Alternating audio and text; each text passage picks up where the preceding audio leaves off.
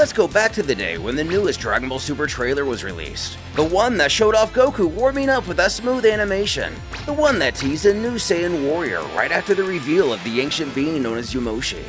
We know now who this fighter turned out to be, but what if fate took a different path? Dragon Ball Extinction. Support us on Patreon and get videos up to 4 days early and ad-free. All money goes to hiring voice actors and coloring pages.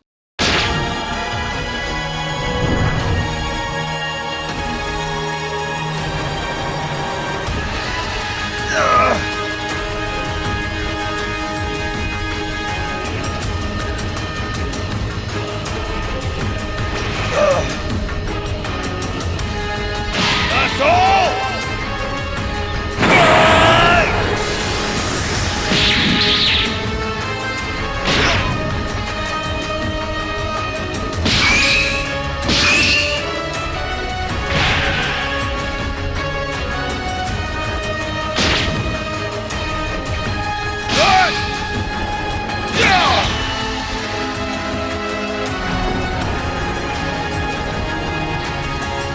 Tossing Goku around. The mysterious warrior who isn't Broly hisses. Is that all you've got, wannabe Saiyan? Our hero has to smile. What a powerful guy. It's incredible, actually. Though he does think he's in trouble. As he stands, the towering figure continues to slight. Did you come all this way just to disappoint me? How pathetic. You're not even making me try a little. I'm already bored of you. Swaying but back on his feet. Despite the situation, naturally, Goku can't help but feel excited knowing someone as strong as this exists.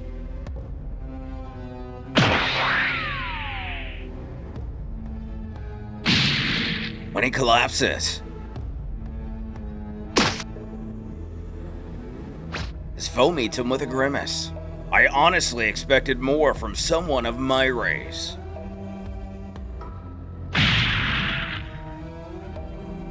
If that's all you've got to offer, then it's time for you to honor our agreement.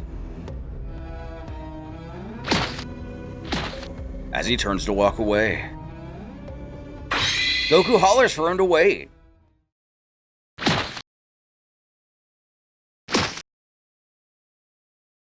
He vows this isn't over yet.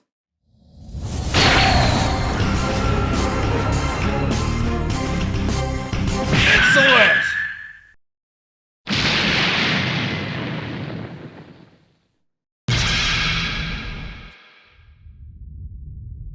Who do you think you're talking to? Even Ultra Instinct proves to be no match for this guy as he unveils a foreboding transformation of his own. But he does take notice of something.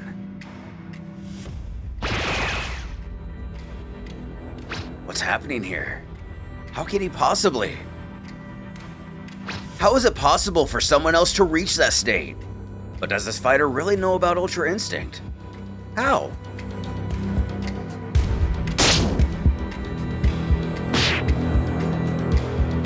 Picking up our hero, he wonders if the gods have something to do with this. Those damn angels! What are they planning now? A while later, Goku comes to. He asks what happened. Then, feeling the aftermath of the beating, he hunches over in disbelief he lost. The unnamed warrior scoffs. It's about time you woke up. Our hero thanks him for accepting his request to fight him. He'll have to keep his word and return to his own universe. But if he's not in Universe 7, where is he? Either way, the man throws him a fruit of some kind and tells him to eat it. Upon asking what it is, he scoffs for him to just eat it and don't ask. Taking a look at it, it looks familiar, although its shape is a bit different. He may be referring to the fruit from the Tree of Might. His sparring partner explains how it's one of the fruits from the Mystic Tree. Maybe something similar exists in his universe. Numbing. Just like that, he's good as new. It had the same effect as the senzu beans from our own universe. Getting back on track is opposite questions. Goku, when we were fighting, you had a gigantic power boost at the end. Remember? Who giggles he does? Not even Ultra Instinct could land a hit. And while he didn't know it by name, he knows that it can't be a simple coincidence. He requests to accompany Goku back to his universe. There is something he needs to confirm. But pumping the brakes on that idea. Goku panics. If Whis or Beerus were to find out he used the Dragon Balls to get here, they'd be furious. Whis, just as he suspected. Only an angel could have taught him a power like that Ultra Instinct. He reminds Goku they're gods. They already know he's here. There's no point in hiding it. And he might be right. He hadn't thought of that. In that case, he wants to go already. Goku instructs him to place his hand on his shoulder. Finding his key.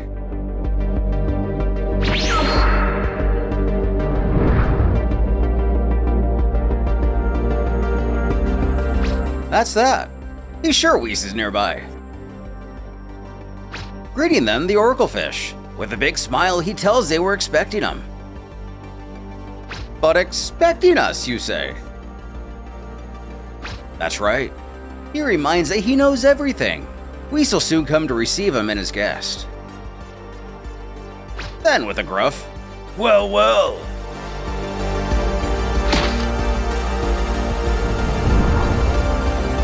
Vegeta saunters over, sporting a not short-haired Super Saiyan 3. Goku notes he managed to master Super Saiyan 3 sooner than he himself was able to. Laughing at this. Kakarot, don't compare me with you. This transformation wasn't any challenge for me. Our hero congratulates him nonetheless. Although he should know that with that form there's an enormous drain of ki. However, he reiterates that the two of them are not the same. He's managed to overcome that inconvenience. By the way, zipping behind their guest, he comments how it's nice to see another pure-blooded Saiyan. Saiyan, what is your name? Won't you tell me? As tension begins to fill the air. The newcomer doesn't answer before Whis steps in. He greets the trio and apologizes for the wait, requesting Vegeta not harass their guest. Powering down, he huffs. Like I care. Laying eyes on Goku, he beckons what those rags are he's wearing. When he is here, he needs to dress properly. Fixing him up with a clothes staff. The man turns to Whis, telling him they need to talk. Understanding, he politely requests he accompany him to a more suitable place for this conversation. To the others, Mr. Goku, I kindly ask you wait here while I speak to the guest. If you wish, you can use this place to train.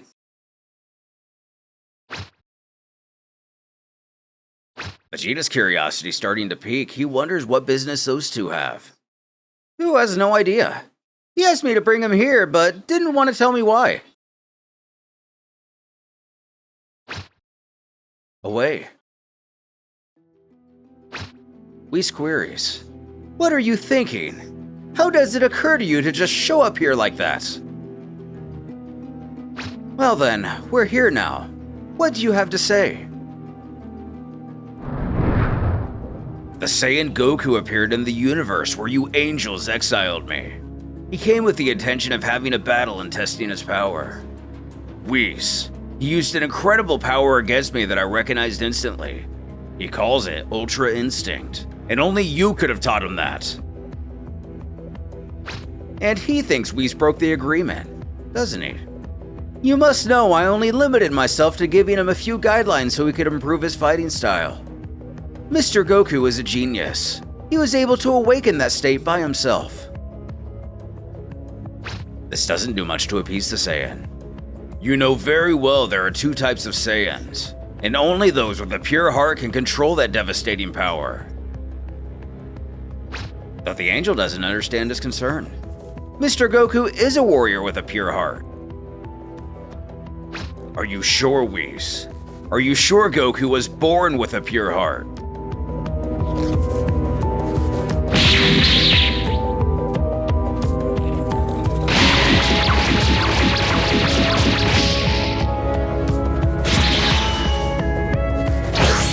Well, we leave that to cook. As our duo spars, Goku wonders where Beerus is. Vegeta informs he went to a meeting the Omni King conveyed. Apparently, it's urgent. With whom? The Destroyer beckons if he's here. Seeming to be 2 places at once, his attendant responds. Yes, Lord Beerus, I am with him right now. Don't worry, everything is under control.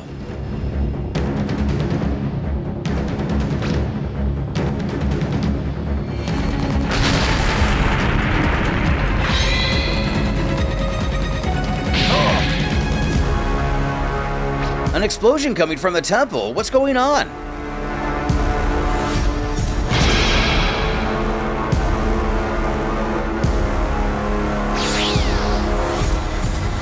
Getting over to Whis, Goku asks what's happening.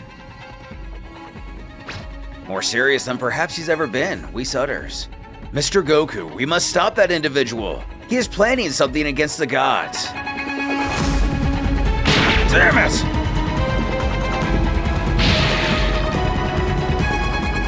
While Goku couldn't lay a hand on him, a single attack from Whis puts the mysterious Saiyan on the ground. I had to use nearly all my power to break free from his energy prison. Trying to figure out what's going on, Goku questions. Against the gods? But why? Interrupting, the Saiyan bellows. Goku! They are the ones planning to wipe out our race! Right now you are being used for their schemes! We must unite and finish them before they exterminate our race completely! The Whis remain stagnant. Don't let yourselves be deceived. The warrior continuing. In the past, I rebelled against them. That's why they exiled me to a phantom universe created by them to keep me as a prisoner. Because they know they cannot kill me. But why would they do something like that? For what purpose? The power to control everything! As he makes a break for it, Whis shouts for Goku and Vegeta not to let him escape. His primary target is the Kaioshin. He doesn't have to take out Beerus that way. The way Vegeta sees it, this is the opportunity he's been waiting for.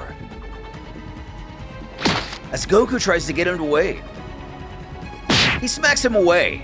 He doesn't want Kakarot involved in this. He won't escape the great Vegeta!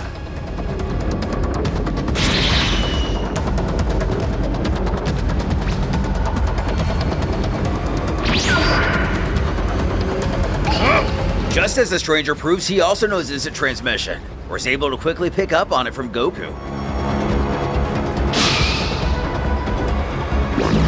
Whis acts. He opens a portal for the prince to chase him down.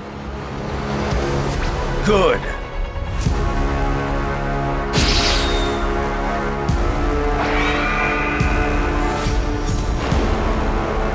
I've got you now!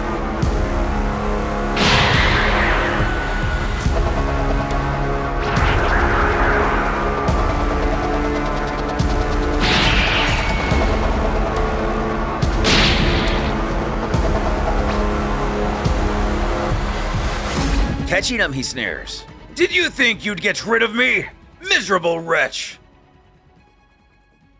Looking eerily calm, the man merely comments. You have no idea what you're doing, do you? It seems you're just a loyal dog of the angels, obeying everything they say. Loyal dog, he says. Don't be stupid. What they angels do doesn't interest Vegeta in the slightest.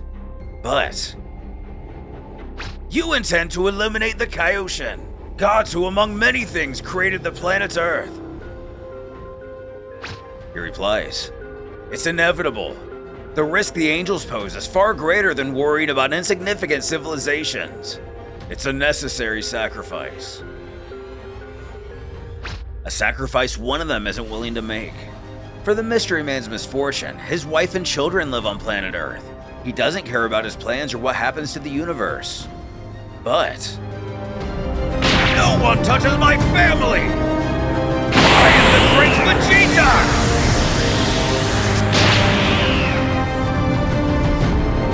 Revealing he can access Blue Wall in Super Saiyan 3. His opposite informs he has no intention of fighting the Prince. The Angels are his objective. But he won't change his mind on this, will he? With a stern no! His adversary powers up to that white form again. Then I hope you're prepared!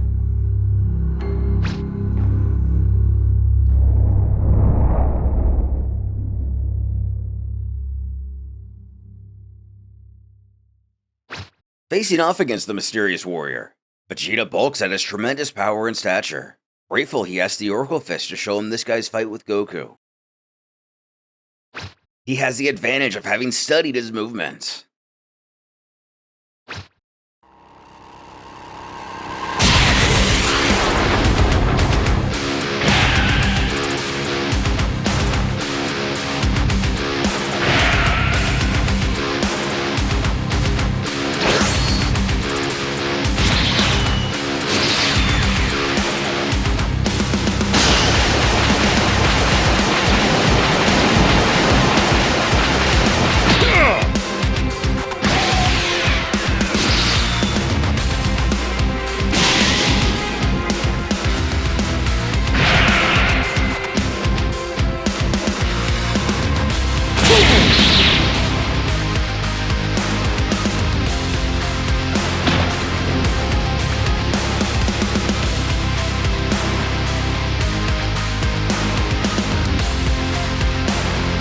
The fight starting off well for the Prince. He again notes his foe may be very strong, but he won't be able to match his own agility.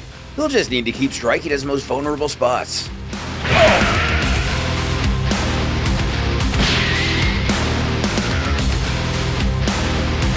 Above? What's the...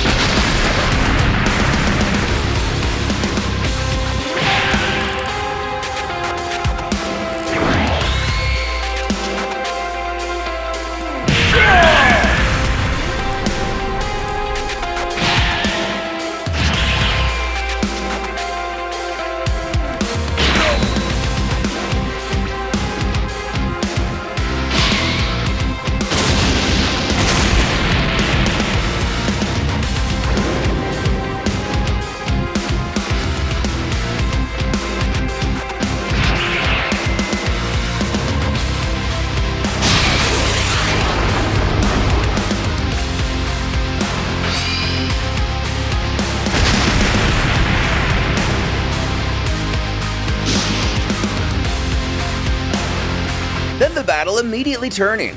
The rogue asks what's wrong. He's only using 60% of his power.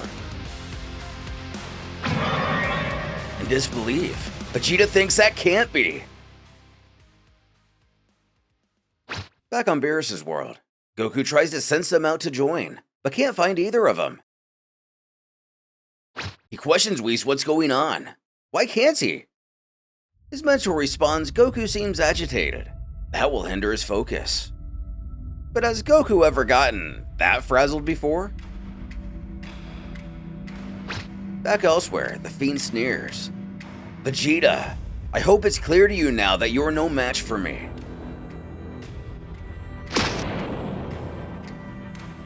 Standing and wiping himself off. It can't be. This must be a joke, right? How did you manage to defeat Kakarot with that ridiculous power? Shockingly, Vegeta claims the outsider's supposed to have Ultra Instinct. What's wrong with him? Stop playing and fight seriously. This confirms that transformation he's using is at least an iteration of Ultra Instinct. Who already told the Prince. He reiterates how he's only using a little more than half of his real power. Does Vegeta really think he can win? And of course he can win.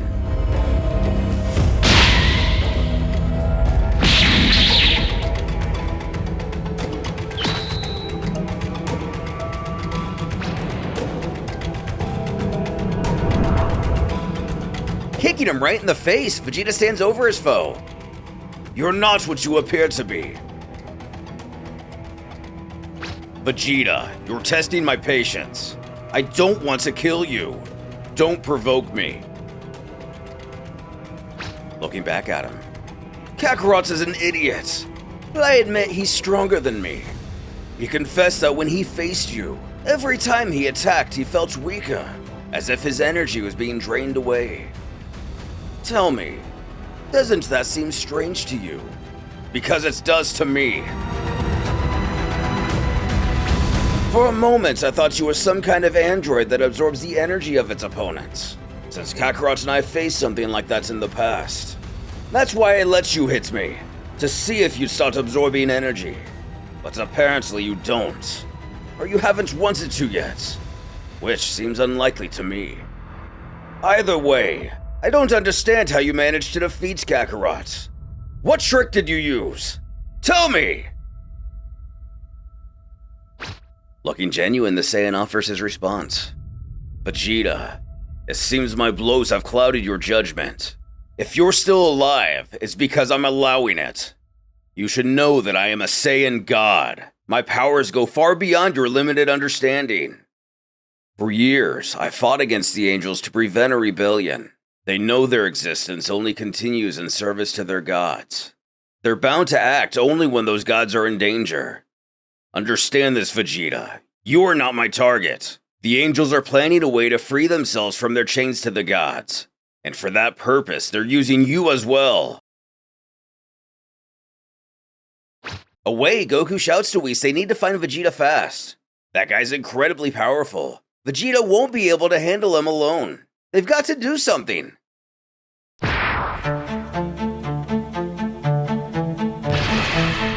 As our hero falls out of Super Saiyan, beckoning why. He loses consciousness at the hands of Whis. What's the angel's motive?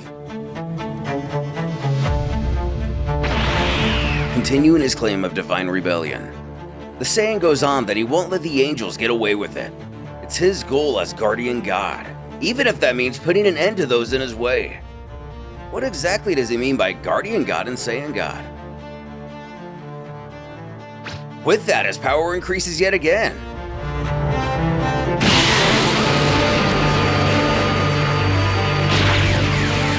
Vegeta bellows for him not to think that'll be enough to finish him. He'll show him what a true Saiyan is made of.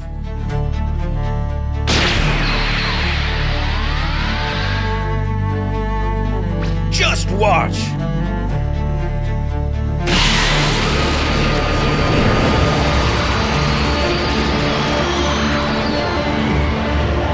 Amidst the chaos, Vegeta can't help but wonder why this guy's power feels so familiar.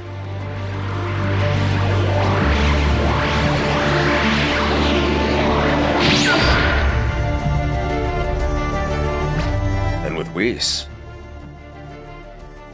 another person arrives. The angel scoffs it's about time. Through a cloak, the man chortles he's only here because of the Saiyan.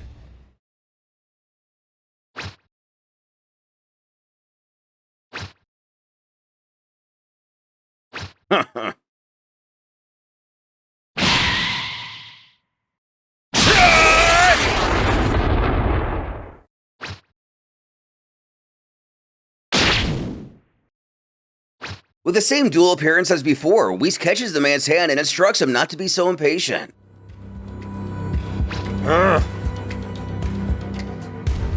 He won't allow his outbursts to endanger his plans.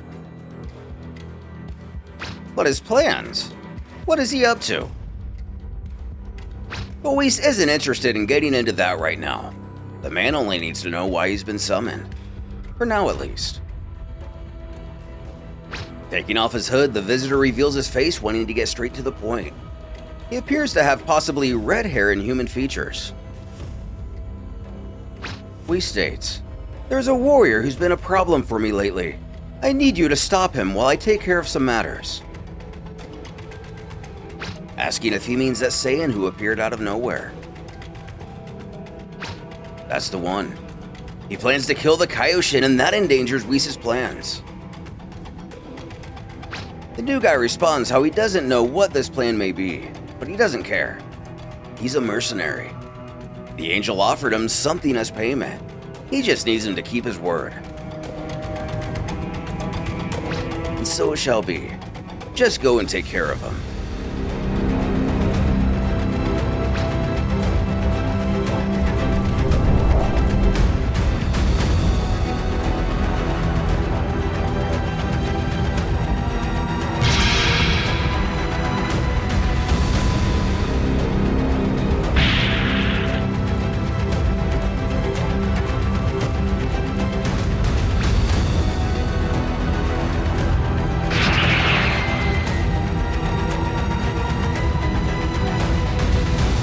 Just as Vegeta appears to be defeated, the newcomer offers to go intercept him right away.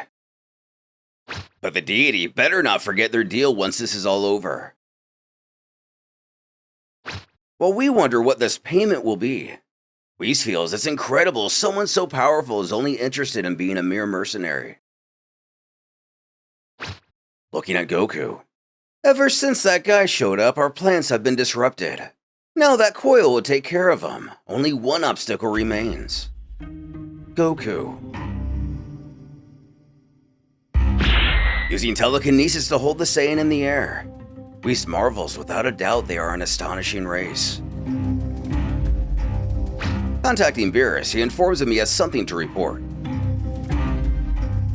Listening in, he queries at the situation back home. The angel starts. Lord Beerus, unfortunately the situation has worsened. Our objective is in danger of failing because of the mysterious warrior. That's something the destroyer can't allow. Asking what he would suggest.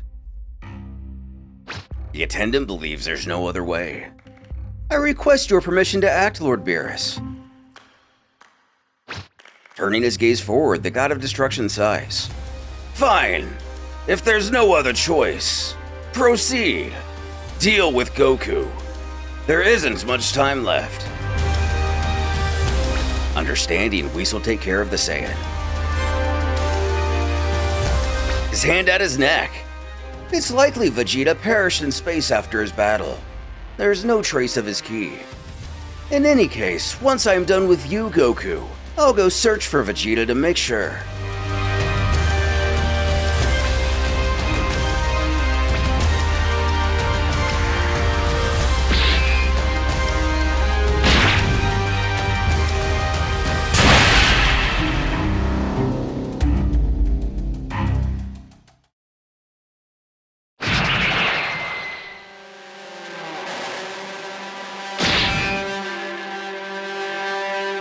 Catching up with the Saiyan from another universe. The mercenary explains to him that his name is Koil. He's here to stop him. However, the rogue pleads he doesn't want to fight anymore. The angels are their true enemies. There isn't much time left and he has to stop them. Cold in his reply. That may be true, and it would be a tragedy. But unfortunately, I have a mission to complete. Nothing will change that.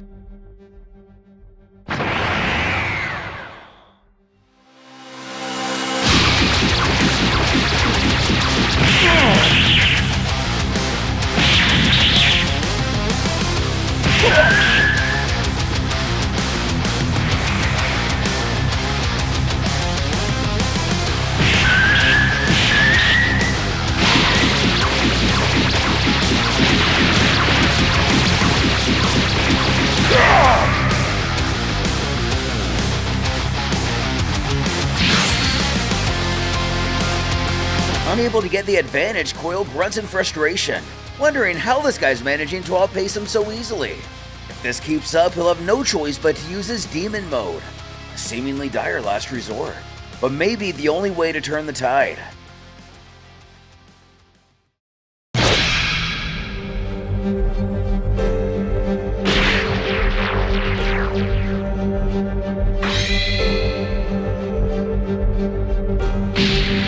Back with Whis, we discover Goku's fine. Sitting up, he slowly tries to get his bearings. Blur's confused. What happened to me? The angel tells, your energy suddenly vanished and you fainted. I've just restored that energy. Not exactly the chain of events we remember. Still puzzled. And what about Vegeta? Goku can't feel his ki. Not a glimmer. Could it be? Though he's informed he isn't dead, but he must be lost in space and badly injured. That just means one thing. Goku's gotta go after him.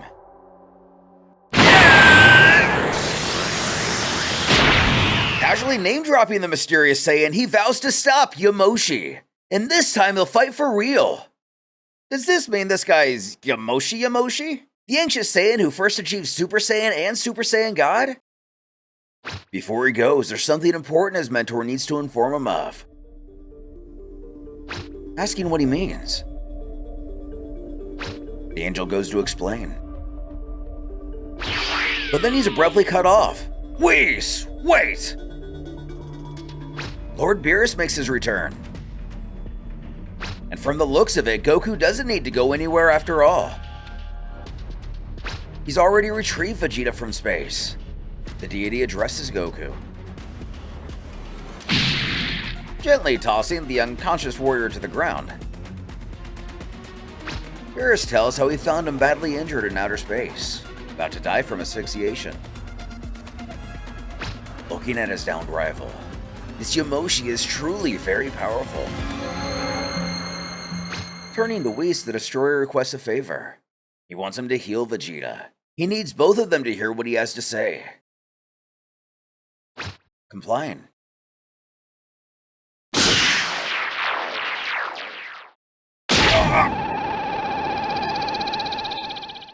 Oh!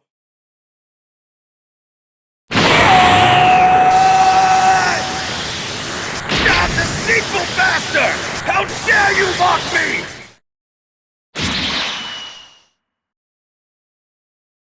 As Vegeta steers back towards the battle, Beerus calmly instructs him to knock it off.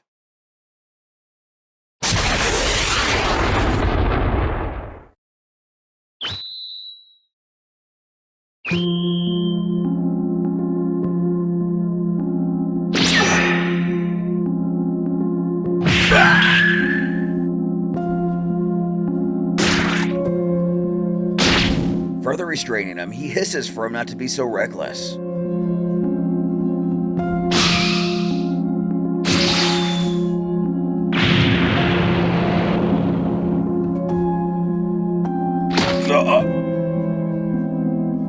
As Goku checks to see if he's alright, the prince stutters. But Lord Beerus, the thing is... But he already knows. He's aware that he discovered something important about that individual during the fight. That's why he's here. Whis urges the pair to pay close attention to the destroyer's words.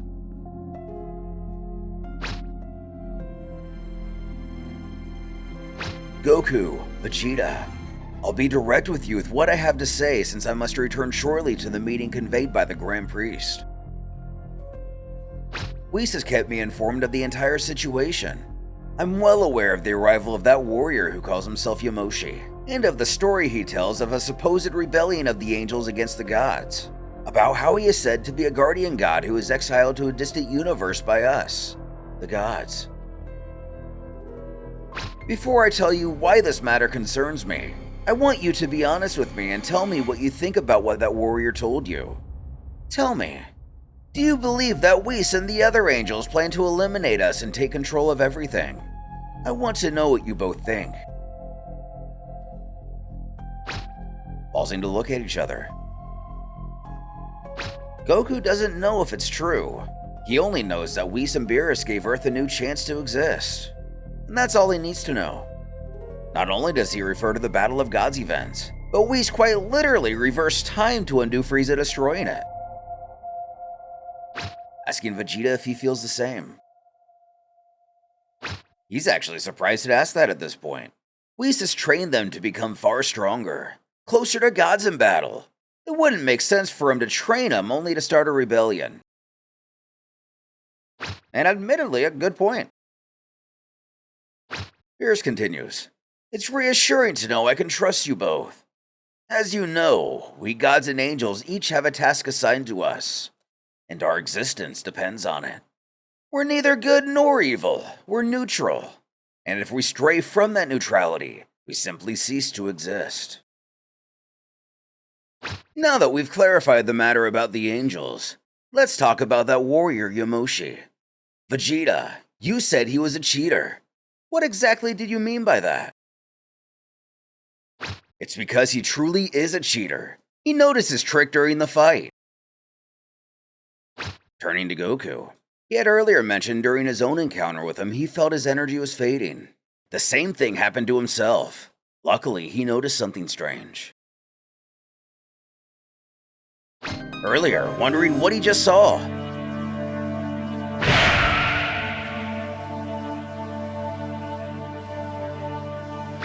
Vegeta focuses.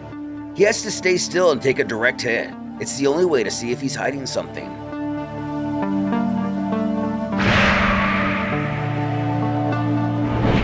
And sure enough, a warrior who's gone unnoticed until now. That's it. I got you!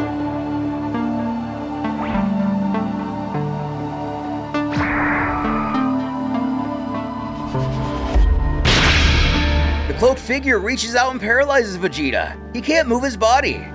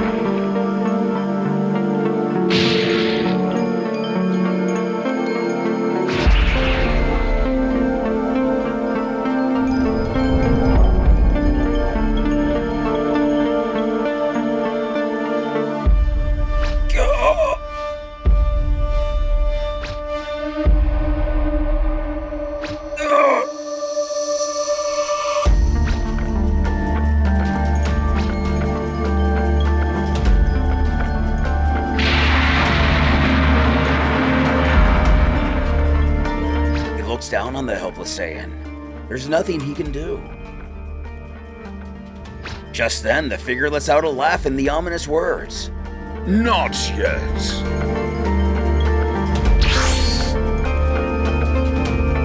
Before vanishing. Back in the present, he caps off this story by explaining how he absorbs energy using those strange bracelets, and then he can use it against you afterwards. And an artifact that absorbs energy. That explains why even with great power he couldn't defeat him. Going on, this other guy's ki can't be detected. That's why he didn't notice him at first. It's clear the two of them are working together. Goku remembers that their target is the Kaioshin. They have to stop him. Beerus warns that Warrior possesses devastating power. And if they add the fact that he has an assistant who absorbs energy, together they can become a serious threat. A little guilty, Goku rubs his head knowing he caused all of this by himself. He asks Shenron to take him where Yamoshi was. He feels responsible for everything happening. Shockingly, the God of Destruction informs he shouldn't feel guilty, because the one he's been fighting isn't Yamoshi. It's impossible for that warrior to be Yamoshi, since Yamoshi is nothing more than a legend. Such a warrior doesn't exist. But Goku argues he gathered the Dragon Balls himself and before his eyes was sent to the place Yamoshi was. Beerus theorizes this is the work of someone who knows Goku very well. Someone who understands his habits, his impulses, maybe even the way his mind works. Someone who knew sooner or later that he'd make that wish eventually, and patiently planned everything from the shadows to make him believe it was actually granted, when in truth it never was at all. But how could Shenron be manipulated like this? And for what purpose? Vegeta interjects. Why would someone plan something like this knowing the truth would eventually come out? Besides, it's obvious that Warrior is a Saiyan. There's no doubt about that. And supposedly, no others of their race are still alive. So is this Yamoshi fraud still from another universe? Or did more Saiyans survive than believed?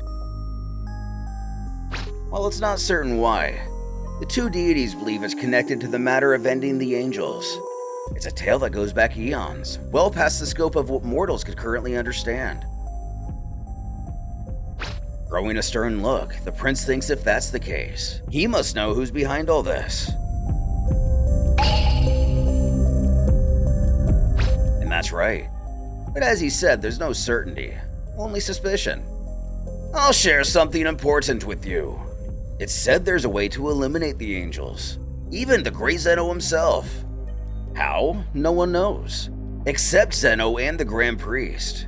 Both of them are aware of the warrior claiming to be Yamoshi, and they know of his intentions against the angels. But what if that Saiyan is actually being manipulated? Goku heard him speak and he really wants peace, nothing more.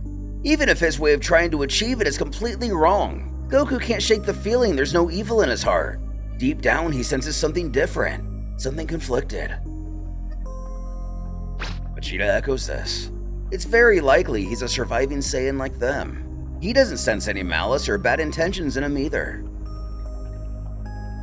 Rubbing his chin.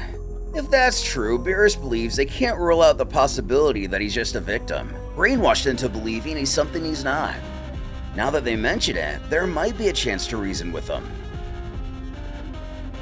The angel reminds both Saiyans possess a divine power, a power of persuasion. They could try to make him abandon his intentions. Giving Whis the cue. He gets ready.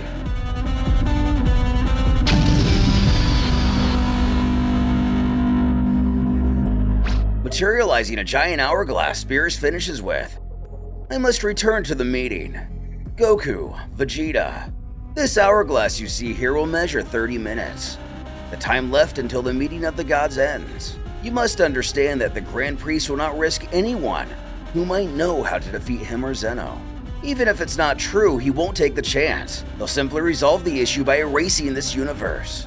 Unfortunately, I won't be able to intervene in his decision, so you must decide what to do, and quickly. Time is already running out.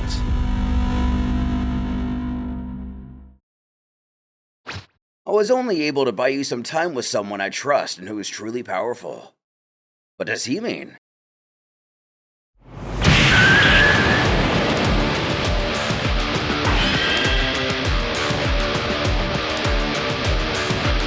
Damn it!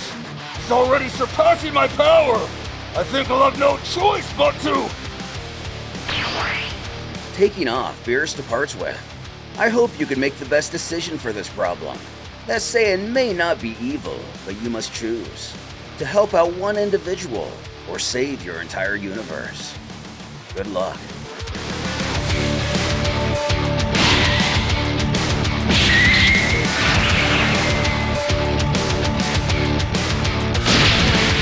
The Mercenary struggling, his foe's power keeps growing stronger and stronger.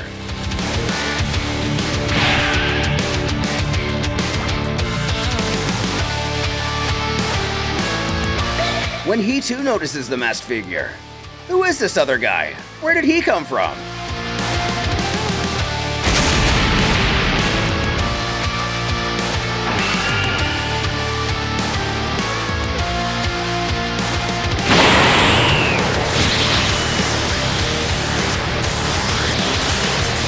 Whis reaching out his hand to offer to take our heroes to the battlefield.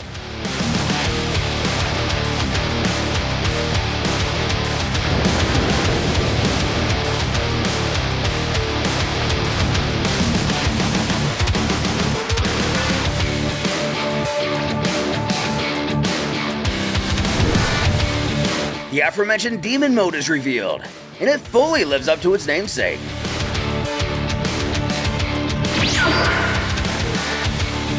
arriving. Our duo lays eyes on Koil, the Mercenary of the Angels, for the first time. Even from here, Goku notes how his appearance has changed, but his ki is the same from before, just more incredible.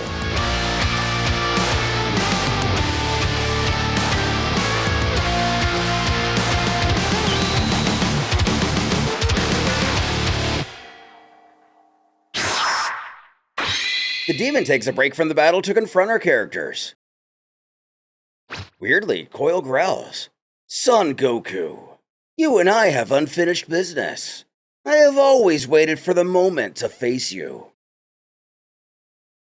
Of course, our protagonist doesn't know what he's talking about, but if he wants to fight, all he has to do is ask.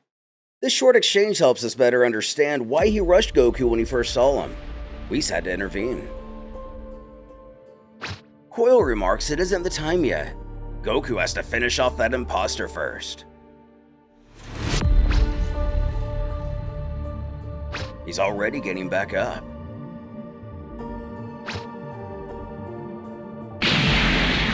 He's a tough one. "Son Goku, you must fight with all your power. If you plan to defeat him, you must win at all costs so you can face me." He then runs away.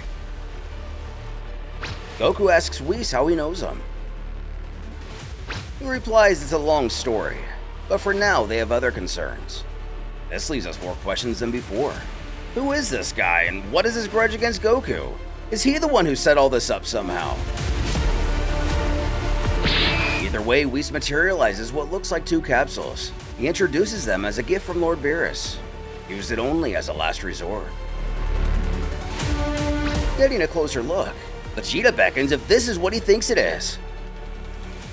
Goku thanks him, remarking how it's a shame they won't be needed, but they'll hold on to him anyway. The angel reminds they have less than half an hour left. Good luck. Moving in, the prince wants to get started. No need to keep him waiting any longer. Stopping him, Goku requests he wait a second. He wants to try one last time. Compliant, his rival scoffs at the idea of reasoning with this guy. Kakarot's always too soft, but he can do what he wants.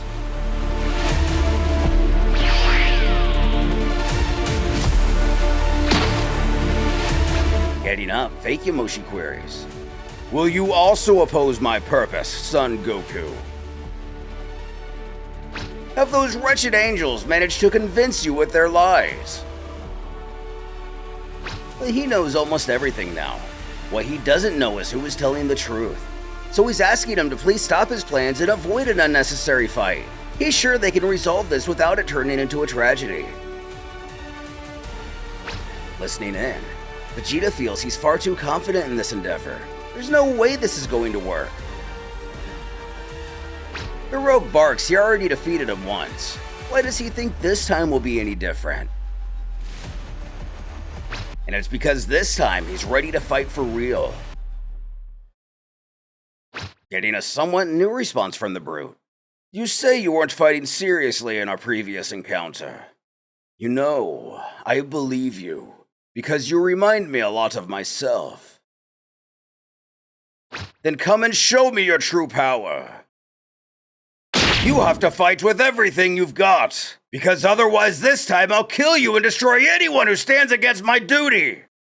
Goku, you have to kill me if you want to stop me from eliminating the angels." Not faltering, Goku merely retorts, "Then you leave me no choice."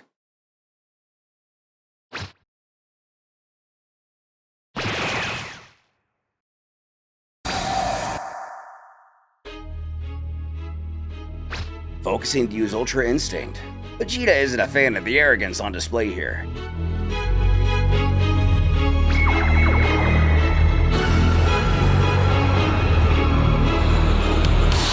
With our hero shirt tearing away, the Renegade Warrior grits that his power is not the same as it was before.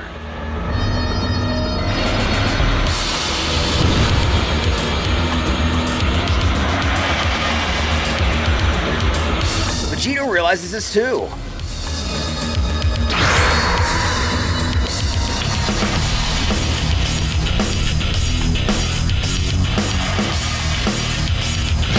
Impossible! Huh?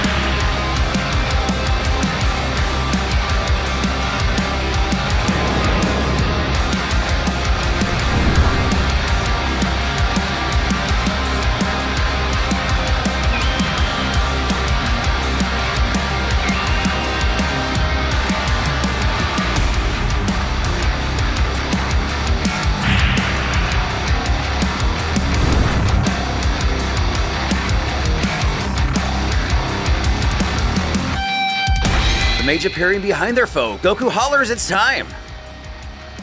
Vegeta, already in tow, scowls that he sees him and he won't escape.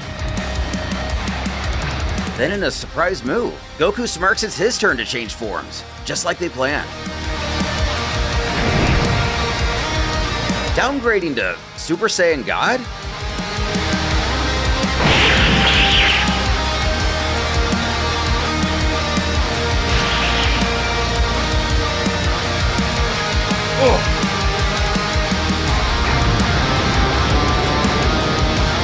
Get off!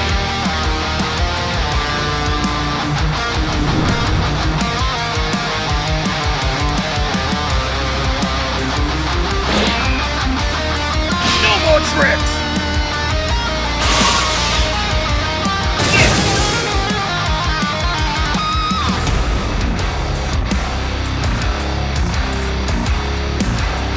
Namoshi can't believe it. Goku has also managed to master the Red God form?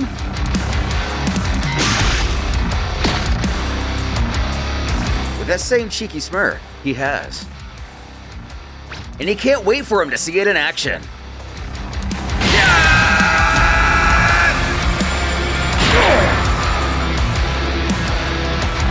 Idiot! You have no idea the power you're using! What do you mean?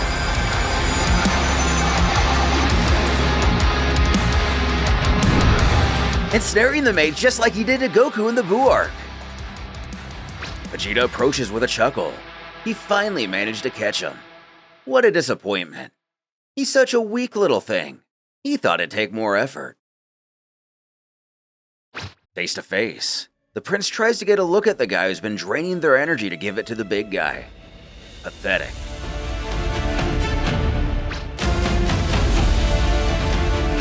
Wanting to see who's hiding behind the stupid mask. Let's find out who you really are!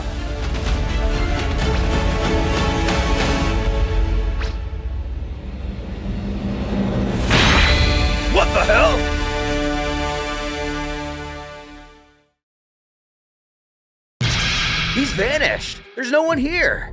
Just his cloak. But just a moment ago, he was right in front of the Saiyan. He vanished completely, even his ki. Vegeta doesn't understand what's happening. Who was that guy? If he shows up again with those tricks, they'll be in serious trouble. They don't have much time left.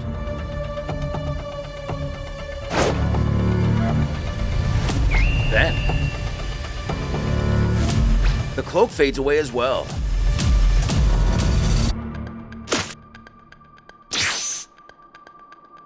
Even the mask. Turning his attention to the real problem, he can't believe there are warriors who surpass his and Goku's strength. For now, he thinks they should just focus on the mission Lord Beerus gave him.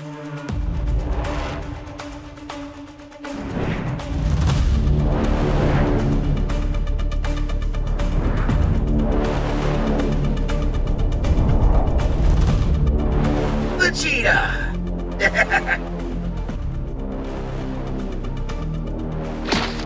Looks like my work here is over.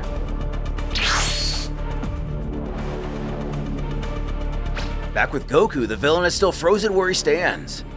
The red Goten key prison technique. Even he finds it impressive.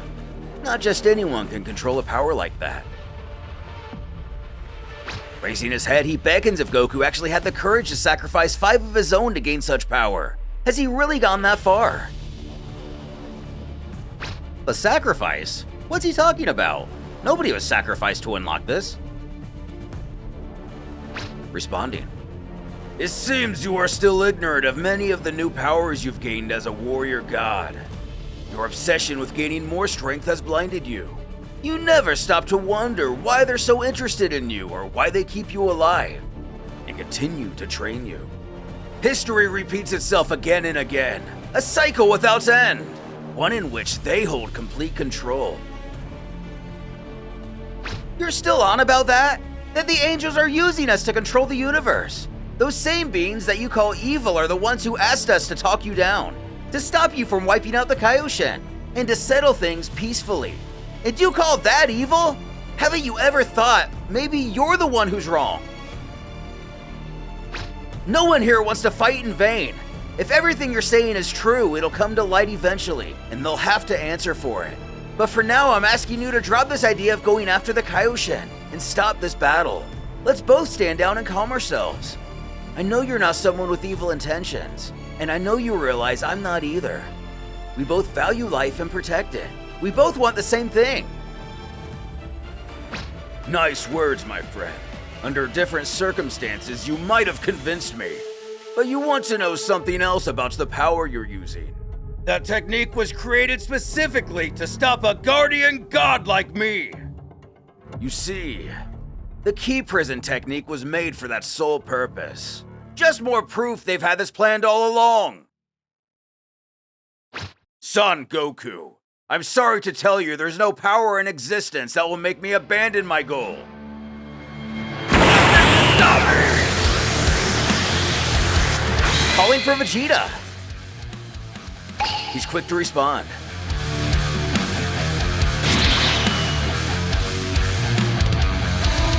The prince hisses for his rival to use every last ounce of his power.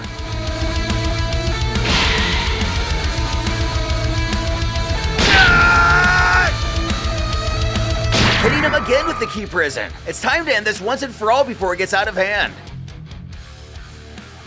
Shifting attention, Goku queries about that other guy. He can't sense his ki. Don't say he killed him. But no, that wretch just vanished without a trace. Don't ask how because he has no idea. Forget about him. Their focus is on that imposter.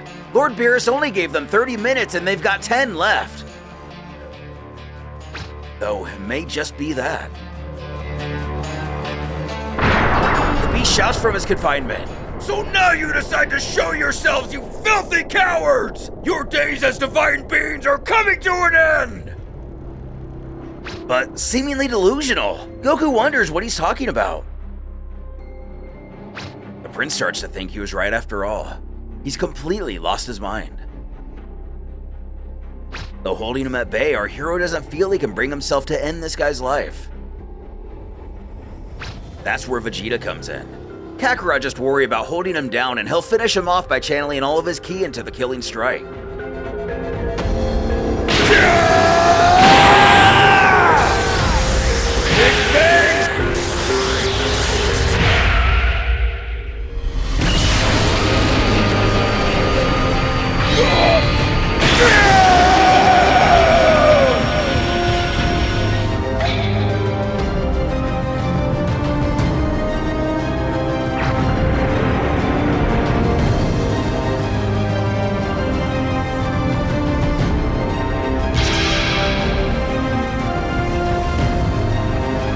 Looking like he's on his last legs, Vegeta notes how incredible it is his body managed to withstand his attack.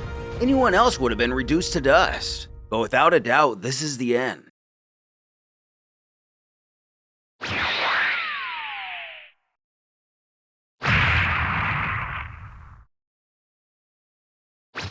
And at long last, he falls. Our hero's doing the same, but voluntarily. Goku has some mixed emotions. Did they really do the right thing by eliminating him? Vegeta doesn't know. Maybe it wasn't the right thing. He just knows it was necessary. They didn't have another choice, and Kakarot knows that. Supposing he's right. It's just that.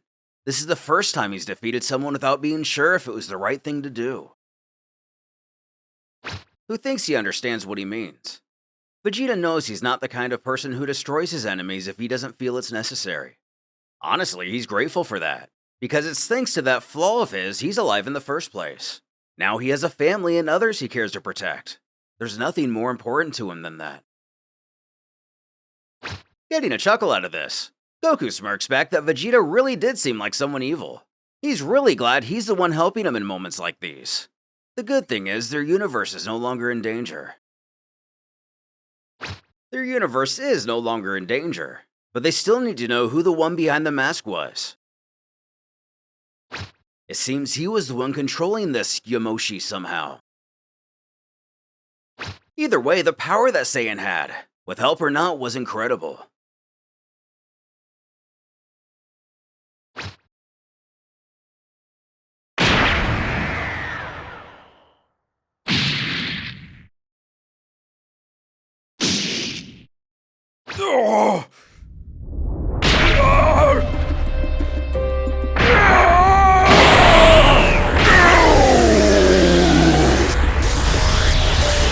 Back up and more lively than ever. Impossible! That was a direct hit! Appearing to transform into some kind of beast, his power just keeps rising.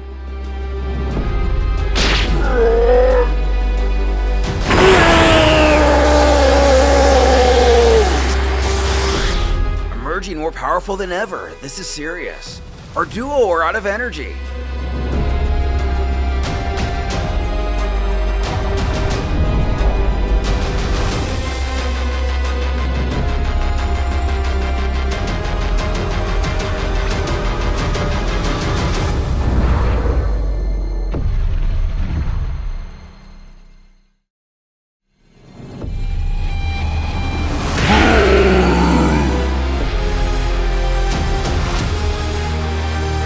Other option, Vegeta calls on Goku to do the fusion dance. Who's surprised it's him suggesting it this time. But Gogeta will take care of him. They need to hurry. Ready to do this.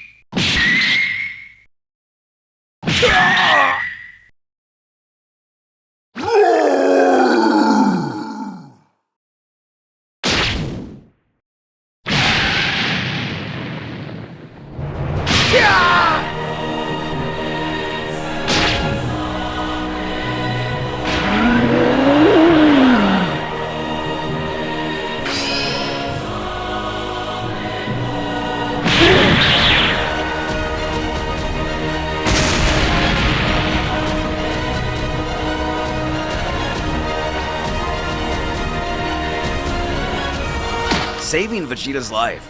His arm is completely broken.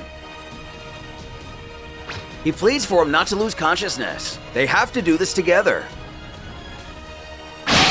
Firing, he has to create a distraction so they can recover. This will buy them some time. Asking him to rest for a bit. What can our pair do now that our foe's turned into a wild, Uzaro-like creature?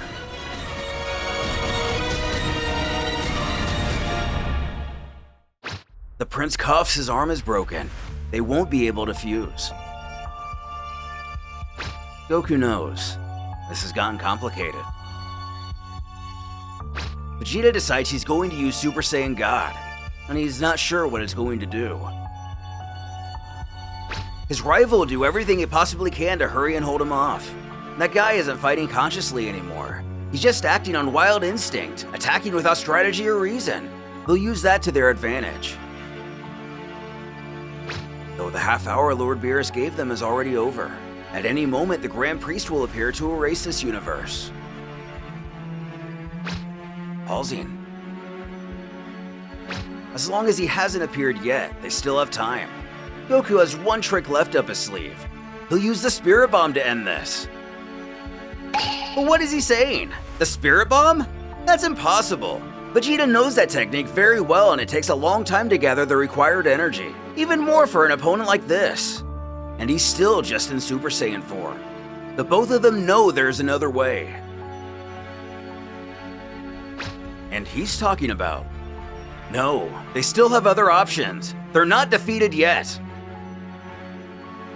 Vegeta reiterates it's the only way. He thinks it's time they let go of their pride. This conversation going the other way most of the time. Goku reminds there's no need to go to that extreme. The Spirit Bomb will finish him, asking for his trust. But what is Goku so against doing here? A while back.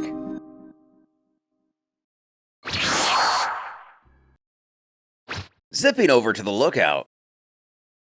Popo happily greets Goku. It's been a while. After some small talk, the attendant questions what brings him here. Does he require use of the time chamber again? And it's something like that. But training in there won't have the same result as before. There's only so much punishment your body can take. Dende senses his presence and greets him. He asks if he's going to train here again. The Saiyan mentions how he looks more and more like Kami every time he sees him. Starting, he wants to ask a big favor. Goku is thinking of creating a new technique for himself. Vegeta is amazing. He's been able to develop his own techniques, and he wanted to do the same. As said before, he wants to use the Room of Spirit and Time. And of course, he can use it whenever he'd like. It's the very least they can do. He'll always be in his debt for saving this planet from evil. Who laughs that no matter how hard he tries, he hasn't been able to create any new techniques. Guessing he's not as good at that as Vegeta. So he thought it'd be a good idea to improve a technique he already knows. At least that way, he'll be much better prepared when the time comes. The pair encourage him to give it everything he's got. Worst case scenario, they'll just have to repair the main structure. Thanking him, Goku knew we could count on him. Entering, Dende inquires what the technique is he plans to improve. But before he reveals it, he wants to make sure his plan is really going to work. If it does, he thinks it'll be a great technique. Taking a few steps forward, our hero can't help but reminisce about how this place brings back a lot of memories about when he was here as a kid, and when he trained here with Gohan. Dende reminds him to use this place as he sees fit. For now, he just asks for one of them a favor. Please wait here for about 15 minutes. But did they turn off the time dilation or something? Well, the pair agree, eager to see what our hero has in mind. Promising to be right back. He returns 15 minutes later holding a giant ball of energy. It's the Super Spirit Bomb. Normally, it takes around 5 minutes to gather enough energy to defeat an opponent. That's usually enough. But this time, he spent 15 minutes absorbing energy from the Earth. which means it's 3 times stronger than usual. His plan is to store it here, in this infinite, indestructible space. When he needs it, he only has to sense its power and teleport here, then use it against his opponent. That way, he won't lose time forming it again. Dende compliments what a fantastic idea that is. He should also mention that even though this place is in another dimension, it is still connected to the Earth in some way. Does he think he'll still be able to find it in the heat of the moment? He knows he's teleported to some pretty remote places, but will this be any different? Thinking the Guardian, he doesn't think so. The Room of Spirit and Time is pretty hidden, but it should be a piece of cake.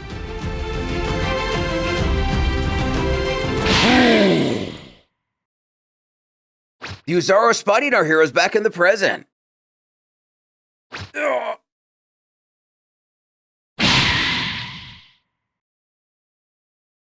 We quickly divert again to the meeting of the gods. The Grand Prix starts. I hope everything is clear. I'll be waiting for your reports. Gods. With this, the meeting is concluded. Addressing Beerus, he mentions how the time the Universe 7 Destroyer gave his boys has run out. Yes? I know you care about them a lot, but there are priorities that must be fulfilled. You know what you have to do. I hope you don't disappoint me. Who only sits in silence with a stern look on his face. Goku decides now is the time to use it. Seeking it out. He found it! It's even crazier than he remembers! Vegeta puts everything together. He actually did it. Unable to contain his excitement, Goku thanks his friends back at the lookout. No way this guy's going to beat this! He doesn't remember making the Spirit Bomb this powerful!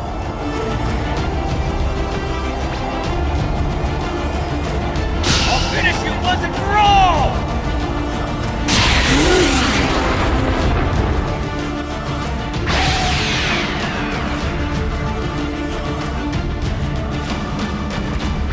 Whis approaches Beerus.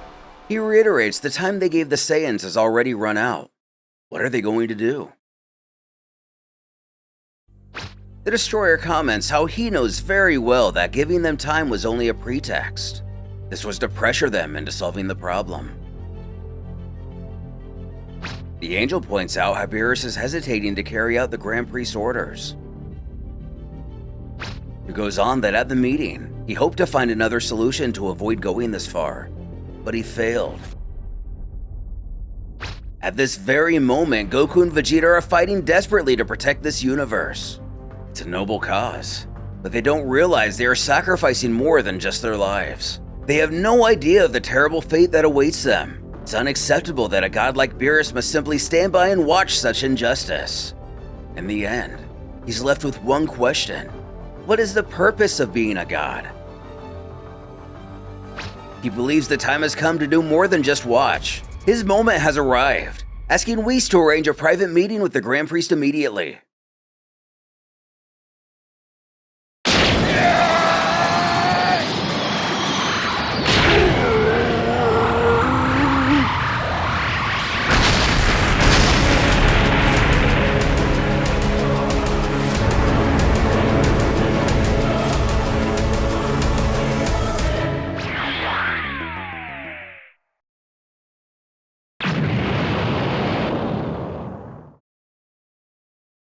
Goku failing to get out of the Spirit Bomb's blast radius.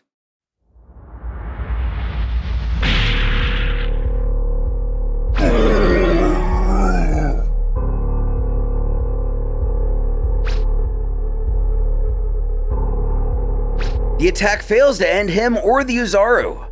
This rogue Saiyan was able to withstand the most powerful Genki Dama he ever created. Goku has no strength left.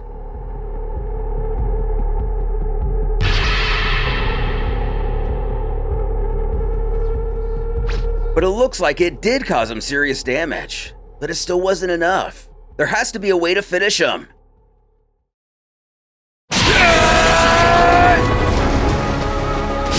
Vegeta rushing in.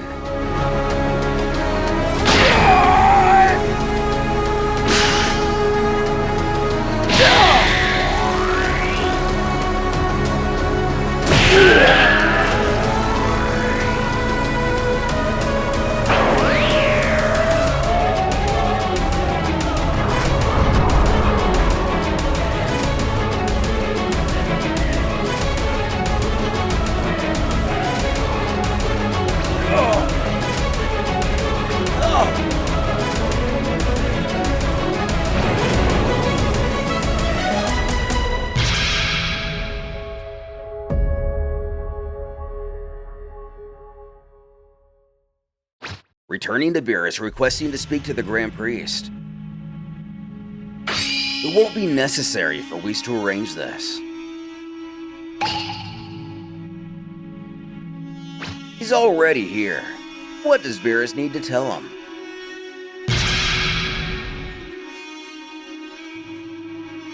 Kneeling. Grand Priest, with all humility, I must express my distress about the situation. I do not agree with the initiative of exterminating the warrior. We are heading down a path that is far too dangerous, even for you, if I must say so. Responding. I don't understand your distress, Beerus. From what I see, your people have already achieved the first objective, destroying the warrior's mortal vessel. We are already one step away from completing the goal.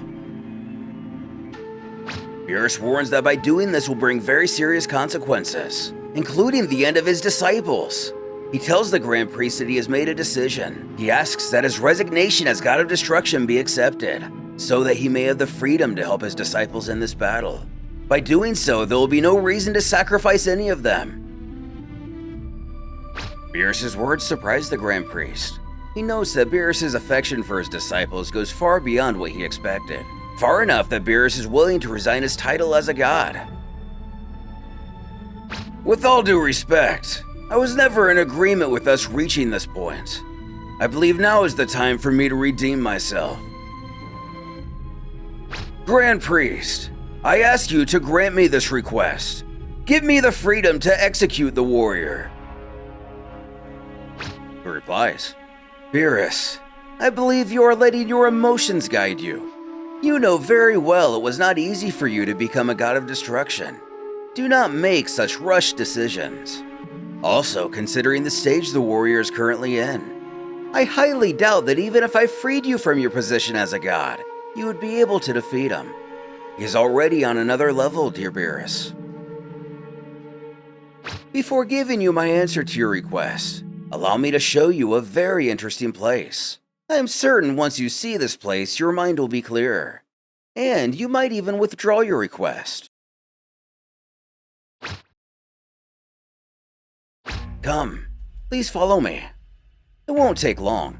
I promise to give you an answer afterward. This place I'm going to show you is a temple not everyone has the privilege of knowing. Arriving, Beerus takes a look around trying to get some sense of bearing.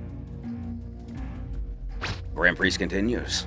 This temple was created to honor both gods and angels, glorifying our work and our existence. This temple is as ancient as the universe itself.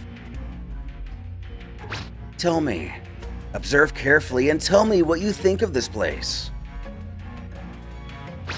And this is an impressive place. But Beerus asks what the purpose of bringing him here is. The Grand Priest continues, saying he knows this whole matter with the warrior is very troubling to Beerus. But in truth, he believes Beerus is making a big deal out of something small. He reminds him that he is a god and must act like one, for his own sake, for the sake of the other gods, the angels, and even the sake of Grand Zeno himself. The Grand Priest explains that all of them owe themselves to one another. There are gods and angels for a reason, to ensure the system of the universe continues functioning as it has until now. He states that their reign is unchanging and must remain so forever. He then asks Beerus what it means to him to be a god.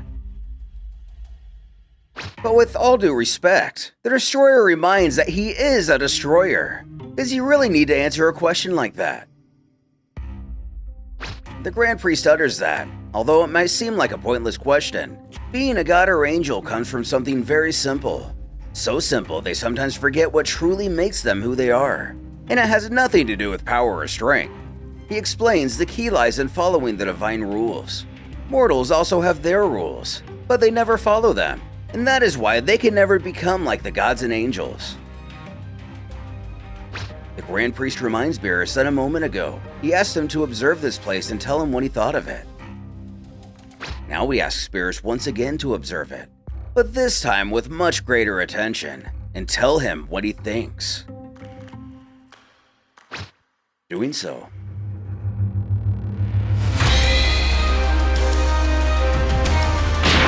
Something gets the attention of Beerus. Nervous, he mutters this isn't possible.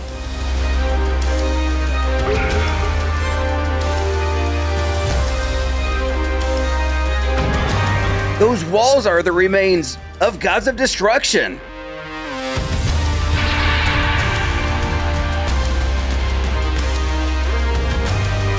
Throwing a sinister look in his eye, the Grand Priest hisses. Yes, the entire temple is made from the remains of those gods who did not follow the rules. I will not allow everything I have built to collapse because of your weakness.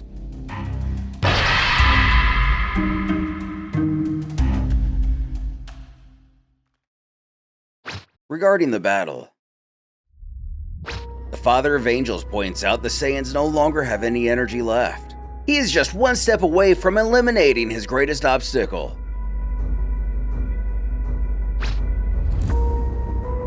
The power they are facing goes far beyond their limits.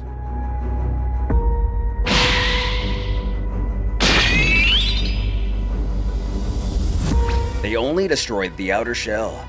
Now they must face the true power.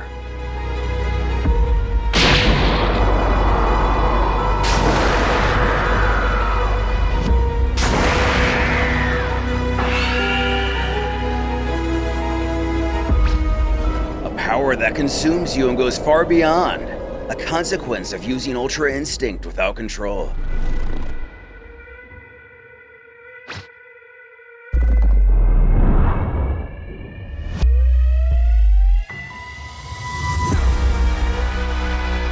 On his feet, this guy just won't die. Is he immortal? What is he turned into? All he's doing is standing there, just staring at our heroes without moving. What's wrong with this guy? Does he not intend to attack? Goku relents. He thinks this is the perfect moment to use their last resort. He didn't want to do that, but they don't have anything left. And yeah, their last resort. Vegeta sees even Kakarot finally understands there's no other choice. This isn't an easy decision. Does the prince remember what Whis told him? The gift from Lord Beerus. Gentlemen, one moment please. Before anything else, I must give you something.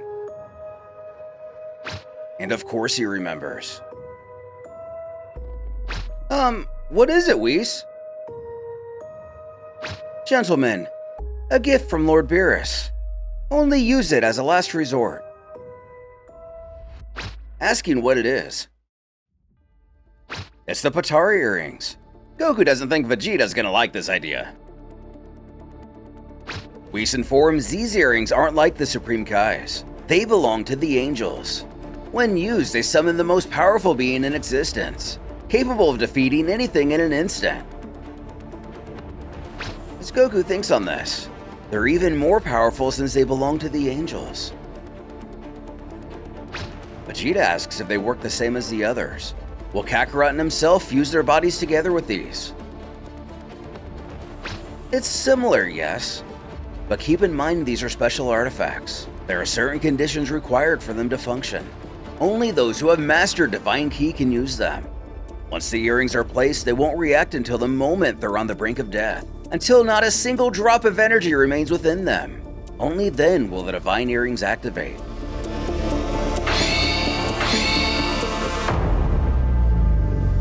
One more thing, and the most important. They must know that whoever uses them will have guaranteed victory. But once that happens, the users will cease to exist. They won't be in heaven nor in hell, not even in Enma's limbo. They simply won't exist, neither in body nor spirit. That's why they must be absolutely certain before deciding to use them. Returning to the scene that brings us to where we are now. Looking in, the Grand Priest takes interest in this. They're going to use the Divine Earrings. They're truly determined to win this battle. Saiyans really are such stubborn creatures. He wants to see how far they can go. Asking Beerus what he thinks.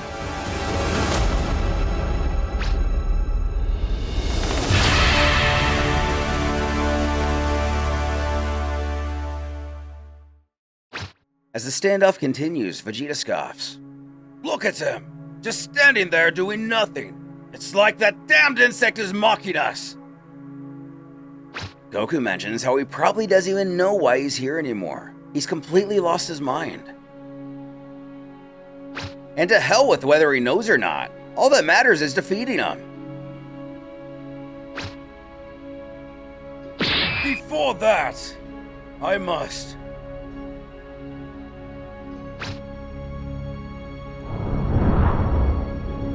This broken arm will only get in the way.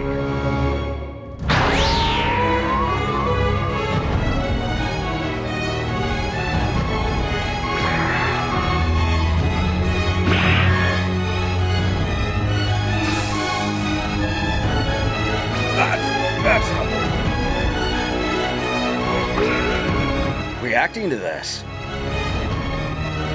Vegeta keeps his eyes forward, urging Kakarot not to get distracted. They have to do what they have to do. Checking if he's ready, they have to use every last drop of their power in this attack. Fight until they're on the verge of death, if that is what it takes. The half-hour Beerus gave them ran out a while ago. That means he's giving them extra time to finish this.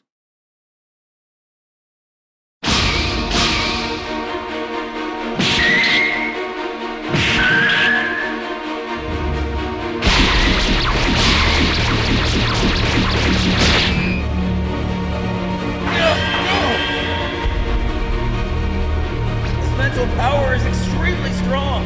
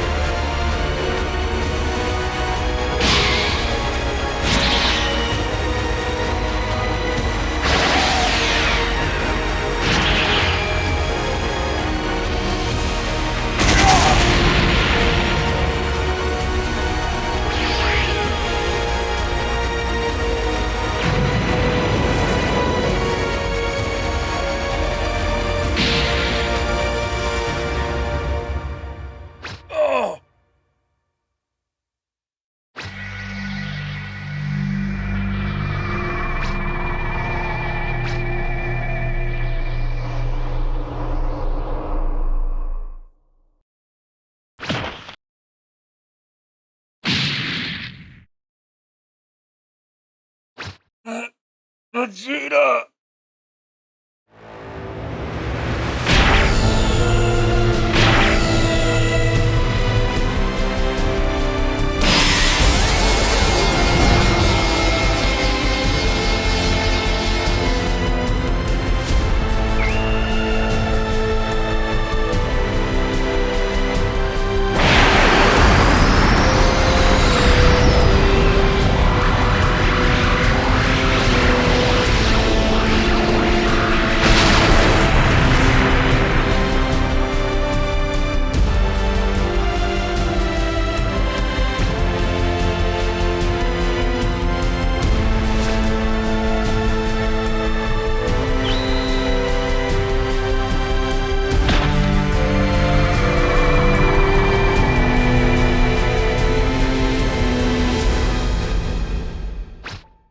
Goku approaches Beerus with a confident smile, raising a hand greeting him as he arrives on Beerus' world. Hello, Lord Beerus. I came so you can train me. Beerus narrows his eyes in annoyance. You again? You're such a nuisance, you know that? Goku, I don't understand why you want to become so strong.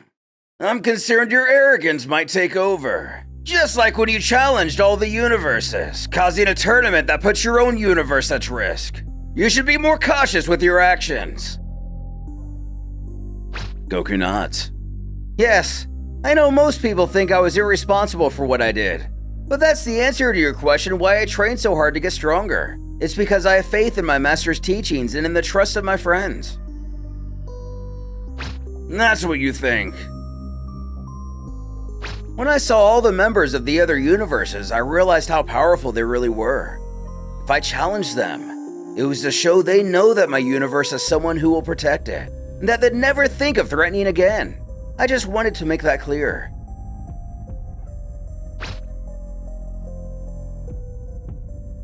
The Grand Priest stands before Beerus with one arm extended. Beerus. By entering your thoughts, I can tell you the Saiyan named Goku is the one making you uncertain. You're a god of destruction, and once you were mortal too. Those mortal feelings have returned to you, and that's the worst thing that can happen to a god.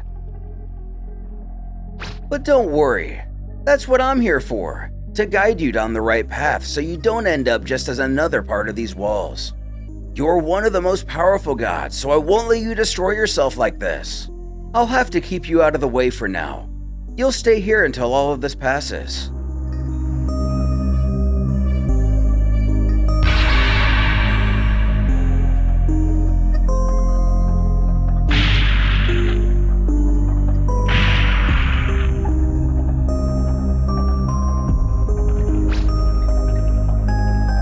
As our heroes' bodies fail and they appear to fade from existence, a figure appears.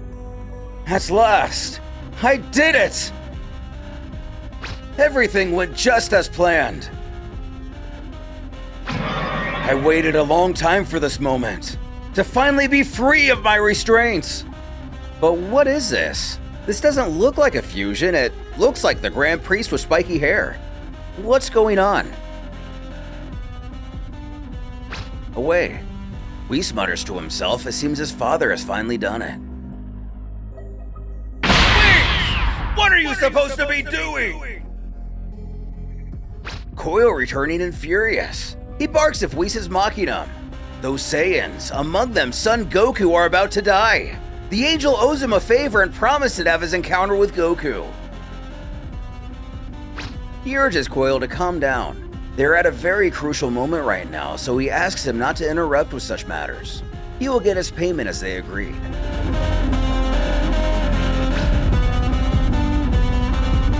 Who I presume is the Grand Priest, looks at his hands. This feeling is magnificent. He beckons. What do you think, my dear friend Yamoshi? How does it feel to know your greatest fear is becoming reality? This casual name drop seems to suggest this man really is Yamoshi after all, or maybe he is just in this iteration. He continues. You, Yamoshi, warrior god. You are truly powerful. The first mortal to surpass even the power of a god. It has always been a nuisance to us. Your immense power turned you into an immortal being. You were chosen as a guardian god. But for a mortal to be stronger than an angel, that is blasphemy. A mistake I will now correct. And all thanks to two of your own kind and these earrings.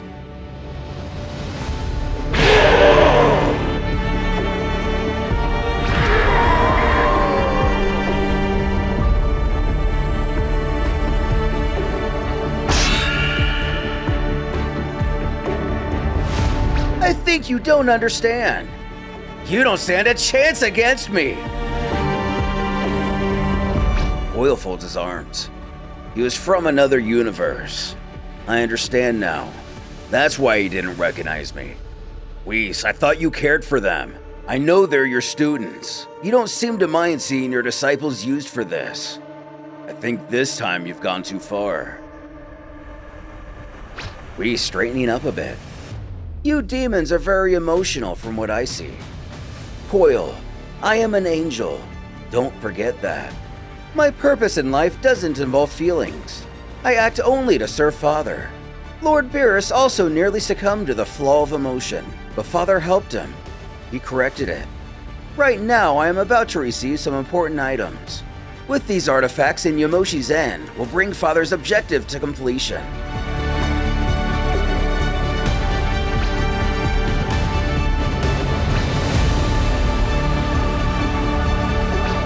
Seeming to saunter off to retrieve said items.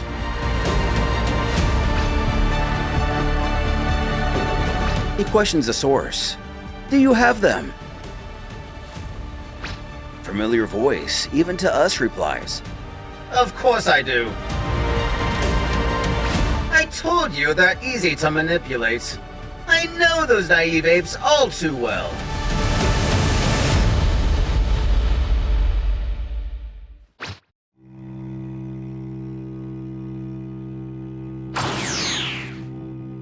The time has come to put an end to your race.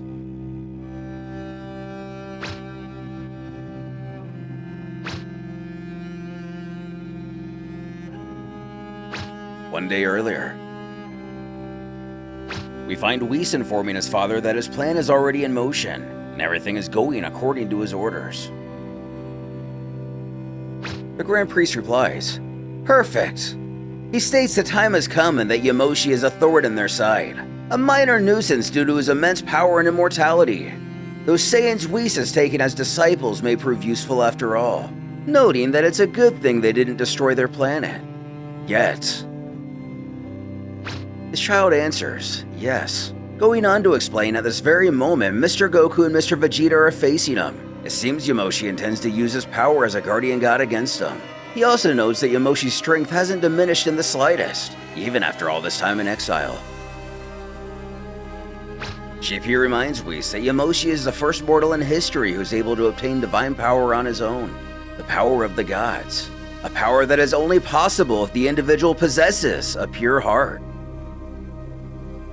Yamoshi belongs to the Saiyan race, a race of violent creatures who live only for battle. It's rare to find even one among them with feelings completely unlike the rest of his kind, and that difference is what led him to awaken such a power.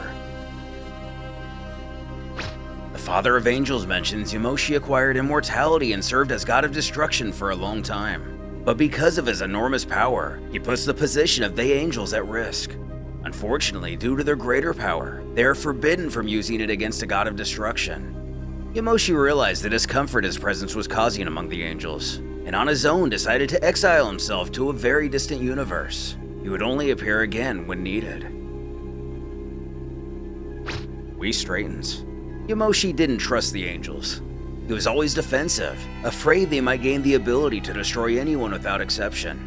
When he exiled himself, he set a condition so as not to interfere with the Angels' work. He asked that he not be taught anything about the power of the gods. Whis doesn't blame him. A power like his, given to beings who aren't pure, can only lead to trouble. Still staring out into the universe, the Grand Priest is curious. Was it difficult to convince the Saiyan Goku to fight Yamoshi? But not really. Since he's a Saiyan, he only had to nudge his mind a little while he slept, tempting him to search for him. His desire to fight someone stronger did the rest. Whis manipulated him so he would search for the Dragon Balls and asked to be taken before Yamoshi. After making the wish to Shenron, he was able to stand before Yamoshi and challenge him to a fight. Of course, knowing Goku, it was only a fight for fun. Either way, Yamoshi fell into the trap and asked to be brought before Whis himself. His opposite chortle is that he bets he was shocked to see Goku using godly power, and even more so to see someone wield the power of Ultra Instinct. The first thing he thought was they Angels taught it to him, which would mean they broke the pact. But in reality, he was the one who broke it by coming to them. They have the perfect excuse to finish him this time. The Angels are forbidden from acting against a guardian god unless he's violating a pact.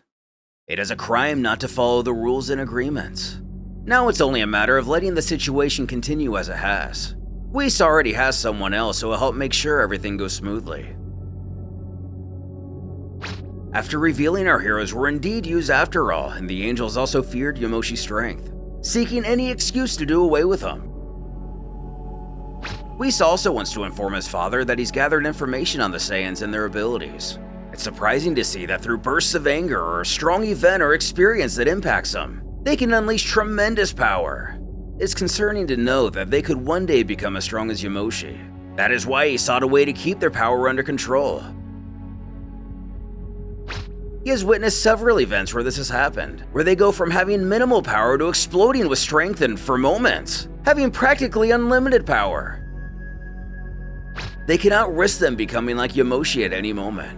The danger is always present, and that is why he found a way to keep them under control. When they're in their base power, if they're gravely wounded and then recover, they become stronger. But when they transform into Super Saiyan, there's no way to measure their power. Even for brief moments, they become stronger than a god. So I found a way. By transferring my angel power to them, they can remain strong, but only against mortals, not against angels or gods. It isn't easy for them to withstand my energy, which is why they were trained for it. At first, they couldn't control it completely. A characteristic of this is that their hair and eyes turn red. Right now, they're already capable of withstanding my energy. They've developed incredible power comparable to the gods. In other words, I now have them completely under control, and the way to recognize it is by their bluish hair and eyes. As long as they don't use their Saiyan Ki, they'll remain under our complete control. His father offers his congratulations. Whis has done an excellent job keeping them under control. He emphasizes that before they get rid of them, they must make use of their full powers before they're no longer any use to them.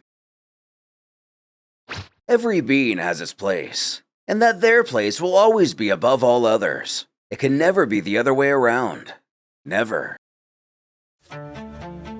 It's true Goku has already mastered Ultra Instinct, and the question arises whether he could be a danger to them. No, not at all. He knows from his conversation with Yamoshi about Goku. If we go back, Yamoshi asked if Goku is born with a pure heart. He spoke with him and he confessed that as a baby he was aggressive and troublesome, but his attitude changed after he hit his head. It's only since then he became different. Addressing his father, only those born with a pure heart can successfully master Ultra Instinct. Anyone who wields that power without truly being pure will be consumed by it. Goku may have mastered it, but we've already seen the severe consequences it brings them, just like during the Tournament of Power. There's no need to worry. He'll simply become a victim of that power. They conclude that the only one they need to worry about for now is Yamoshi. It's a shame.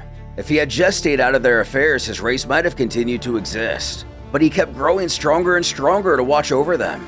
That cannot be allowed and he must be punished, for the sake of balance. He instructs Whis to continue overseeing and reporting how the plan progresses.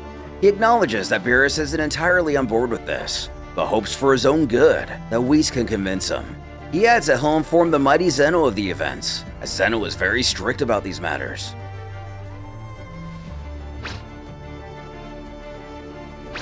Whis takes his leave. Returning to the Angel's conversation with the masked figure, Whis goes on. Yes, it seems you were right about that. It's a shame they have to end this way, don't you think? What I am saying, you are the first one who wants to see them eliminated. I see you've made good use of the items I gave you. You don't need to keep using them anymore. It's time you hand them back to me. Taking off his robes, the masked man is revealed to be Frieza.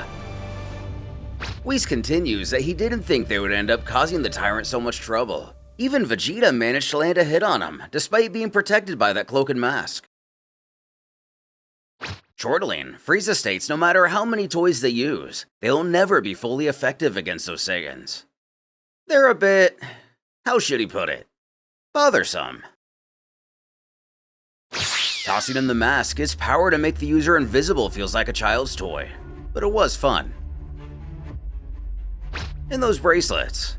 With those, he's able to absorb a lot of energy from that Saiyan Yamoshi.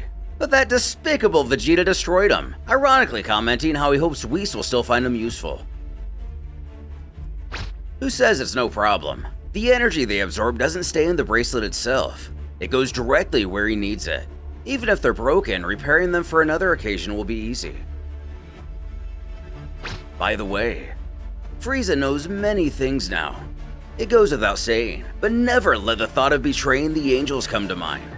The consequences would be severe. Remember that once the Grand Priest finishes his work, Frieza himself will be in charge of erasing Earth. The angels' betrayal now on full display. Frieza thinks for a moment. What a dilemma. Perhaps this is why he was revived after the Tournament of Power.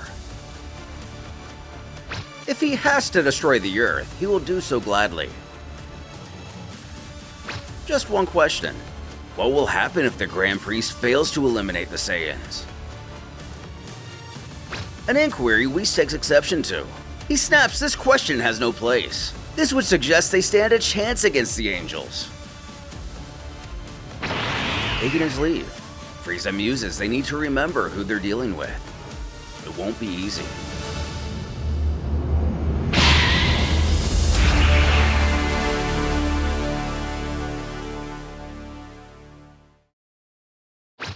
Whis heading off after his conversation with Frieza.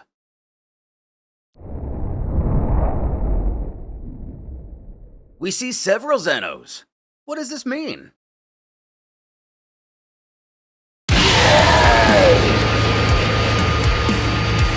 Pathetic.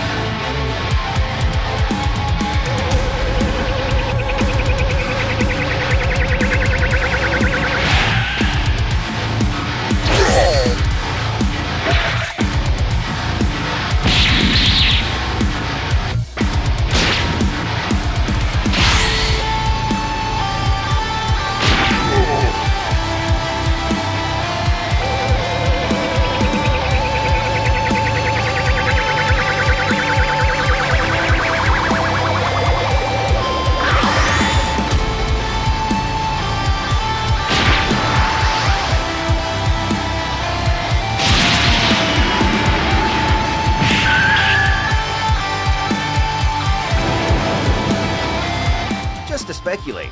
What I think is happening here is the Grand Priest is only able to join in on this fight because Goku and Vegeta sacrifice. Something about them giving their mortality gives the Angel permission to enter mortal affairs. He takes aim, asking where Yamoshi's energy went. He's not making this fun.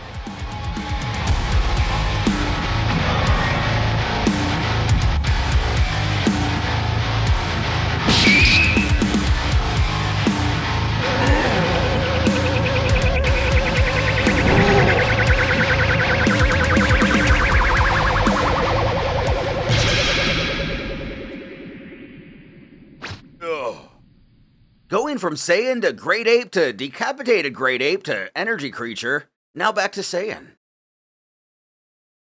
The Grand Priest sneers. You should look at yourself. The Great Warrior God Guardian Yamoshi. With no power at all. You served us very well, but we don't need you anymore.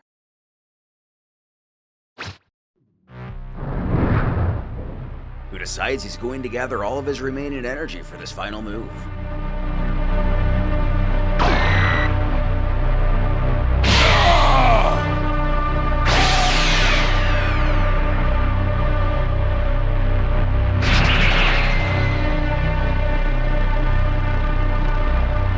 Missing his last paw shot. The Angel snarls how that was his last move. He didn't even have to dodge it. What a failed, useless final attempt. His opposite can't help but smirk. Yeah, it seems so. But on the inside, he hopes it takes the priest a moment to realize what he's up to.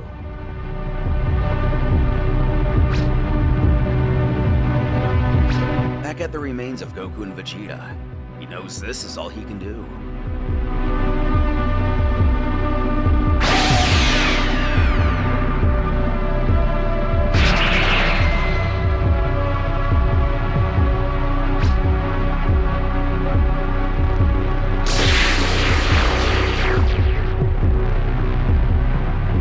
The energy hitting Vegeta, he pleads with him to get up. He has to stand. He's a Saiyan of noble lineage. He's the only one who can change the situation. He just has to get up. Still alive, Vegeta questions who's speaking to him. It doesn't matter. He can't do it. He doesn't have the strength. Yamoshi introduces himself again, not as the warrior he's been fighting, but merely a Saiyan, just like him. He's communicating with him telepathically. You're either a Saiyan or you're not. Prove it and get up. Vegeta barks back who he thinks he's talking to like that. Of course he's a Saiyan.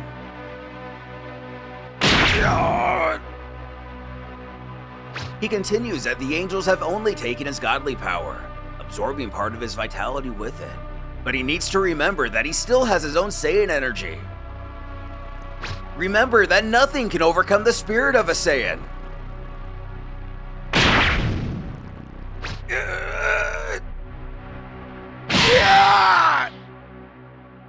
Managing to recover. Vegeta stands. He believes surely Kakarot has recovered as well.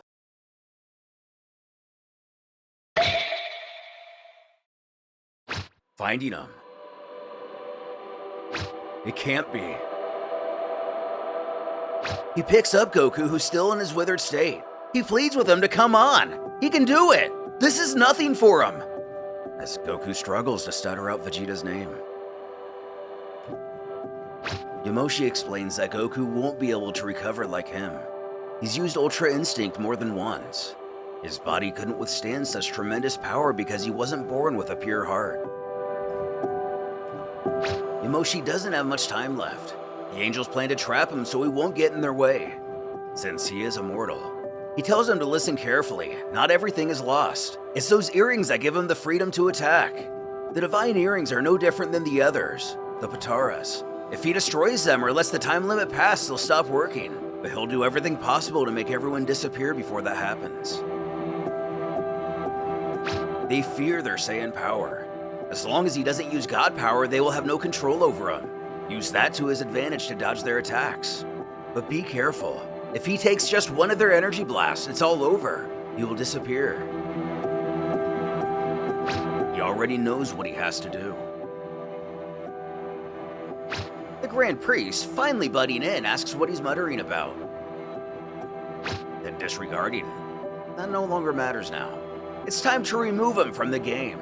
It's a shame he never shared ideals with the angels. Are you ready, Yamoshi? Your time has come.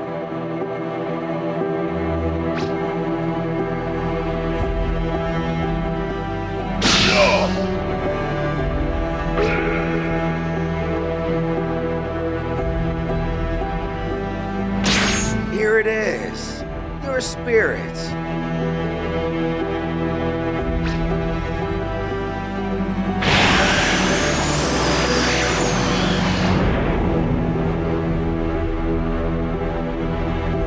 And now,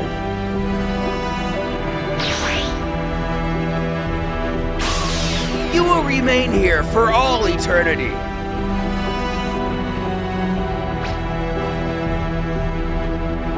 Sealing him in a container very similar to the Mafuba. Yamoshi scowls. Everything now depends on Vegeta. With the Grand Priest happy, everything's returned to its place.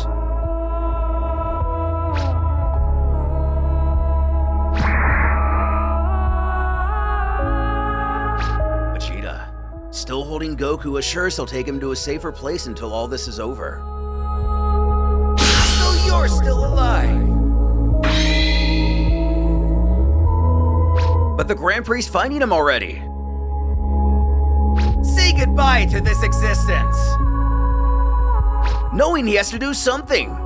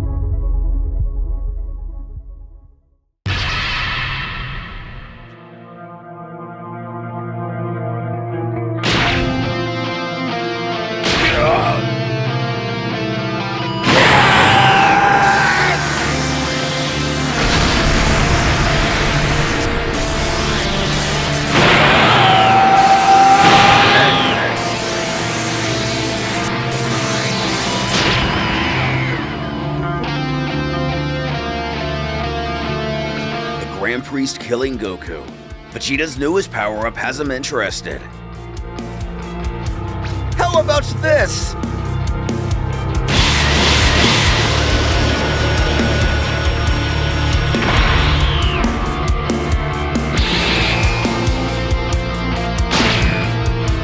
I'll finish you!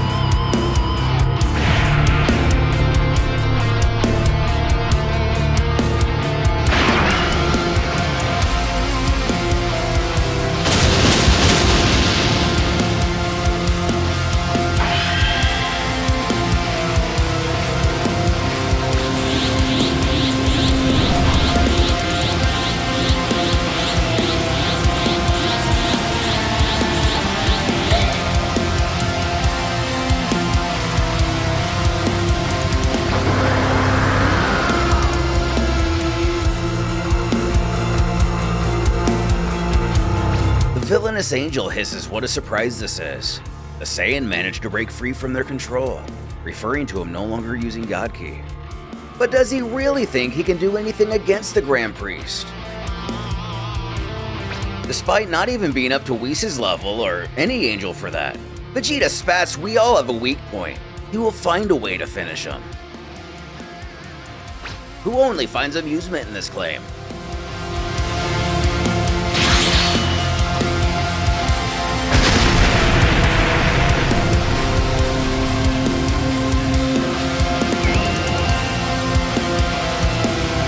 At least managing to dodge, that Shinkan supposes he's already aware that just a brush of his divine ki would be enough to make him disappear. And the Saiyan knows. It's perfect actually, because otherwise this would be very boring.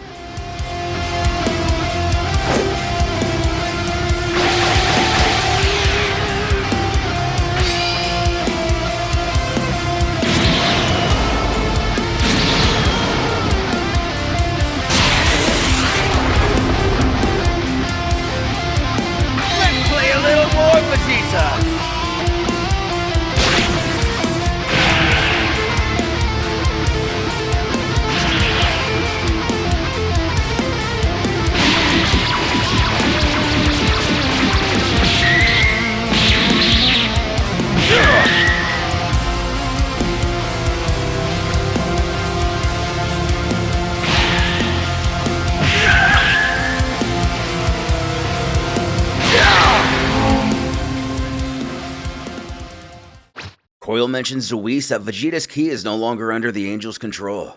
It seems he's reached a new level of power, one that surpasses even the God state. In agreement, that's true. But even so, he still has no business in this fight. What Whis doesn't understand is why his father doesn't eliminate him already. He thought that was the goal, but now it's not clear to him what his real purpose is. No matter how hard Vegeta tries, the result will always be the same.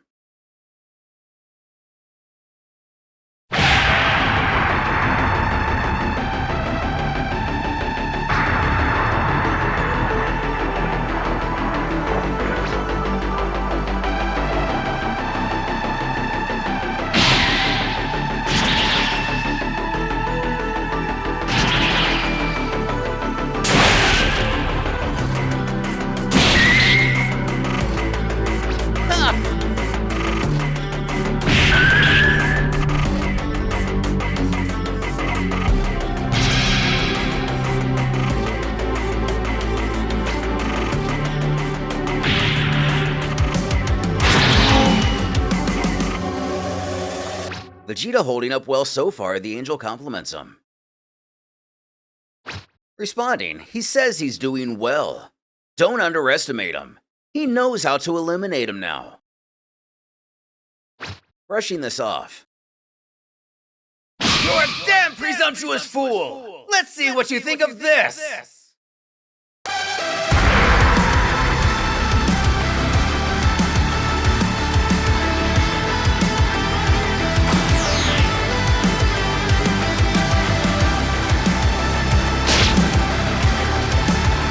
What's now?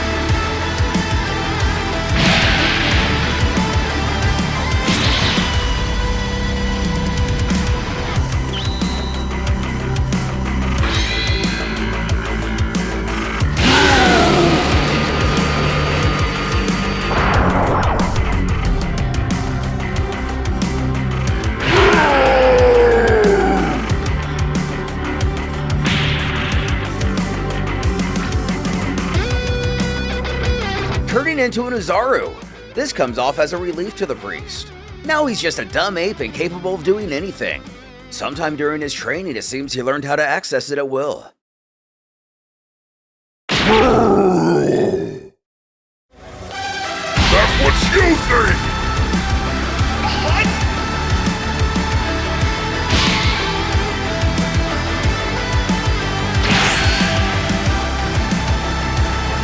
Still as smug as he can be, the priest scoffs how ridiculous. He still doesn't understand his attacks have no effect on him. I can take it head on without a problem. Wait a moment. What was that?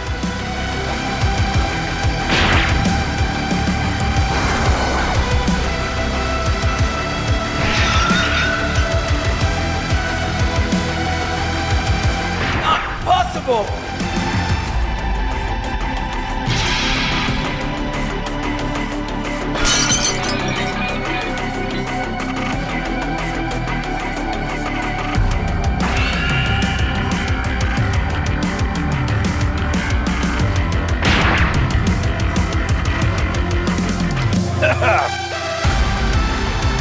Fool!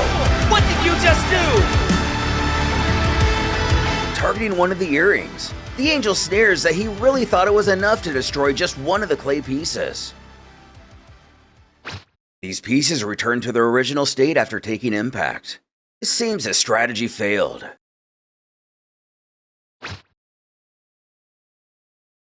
But now he wants to showcase a small portion of his overwhelming power. He needs to understand that he has no chance against a divine being.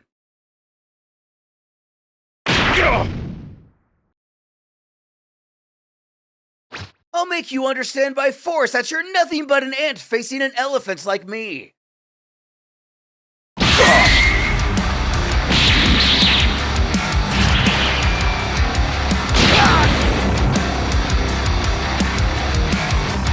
Making little progress, Vegeta starts to think it may really be impossible to beat him. When the visage of Goku appears, he questions if he's really going to just give up. He's not like that. No matter who or what it is, he needs to show his Saiyan pride. Inside, he knows this is true. He can't give up. He still has an unfinished fight with Kakarot, so he has to get rid of this annoying obstacle. The Grand Priest continues his taunt. It seems that's all it took for you to stop being a nuisance. Thinking back to Yamoshi's advice, the key to defeating him is in the clay pieces.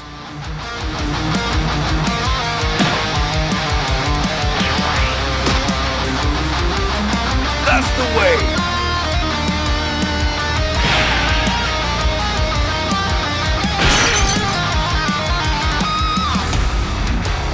Targeting them again, they simply continue to regenerate.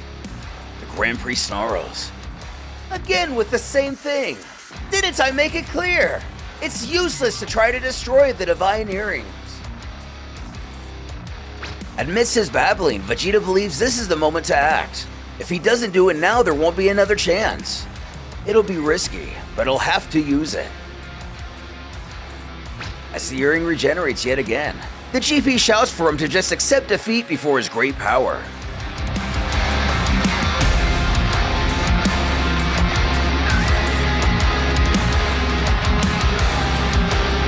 But seeing something, what has he stumbled upon to help turn the tide?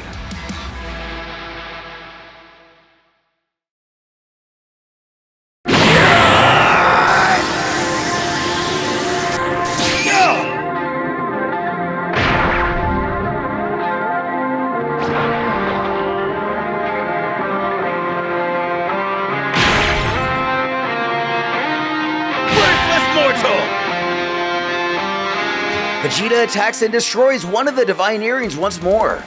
The angel doesn't know what he's trying to do, but he'll pay for his insolence. He will attack with the power of a divine being. Take this! Ah!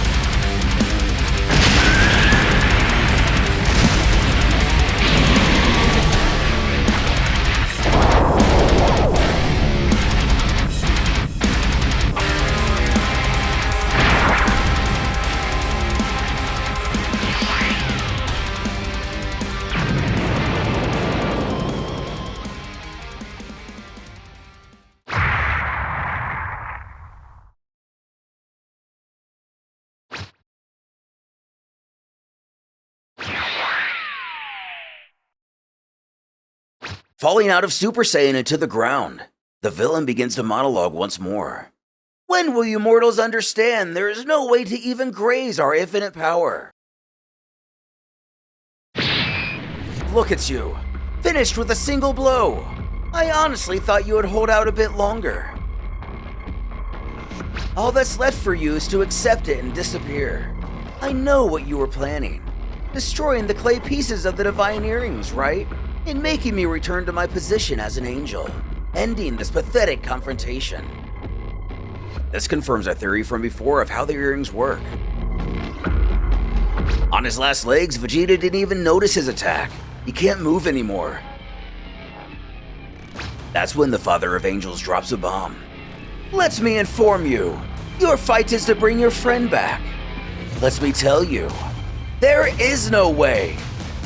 Anyone who takes an angel's attack simply disappears. Your friend Goku can never return. It's as if he never existed. Want to know something else, you idiots? You think I haven't noticed your brilliant plan, huh? Do you think I'm stupid?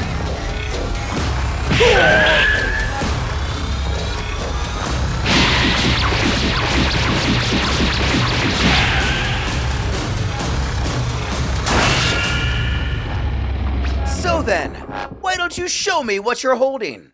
Did you really think I wouldn't notice?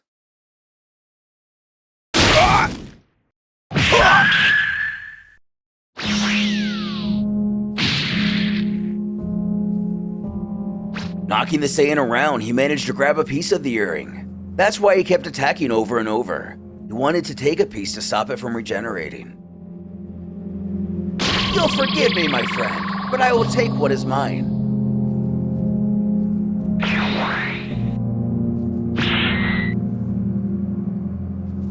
Ugh.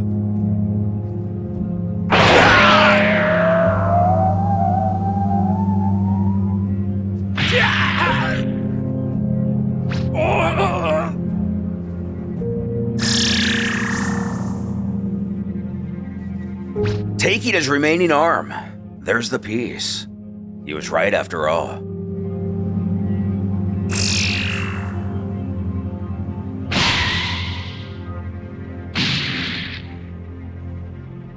These little clay pieces only need to be close enough to the angel for them to return to their normal state.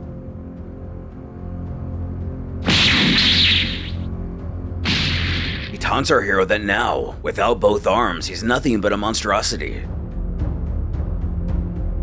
Still, he knows he can't give up. Not yet. Standing, he hisses. Is that all you've got, divine being? Who relents, he'll make this more fun, taking the satisfaction of eliminating him without using the clay. For now. Besides summoning him here and removing his position of angel, what else do the earrings do? Telling him to prepare himself.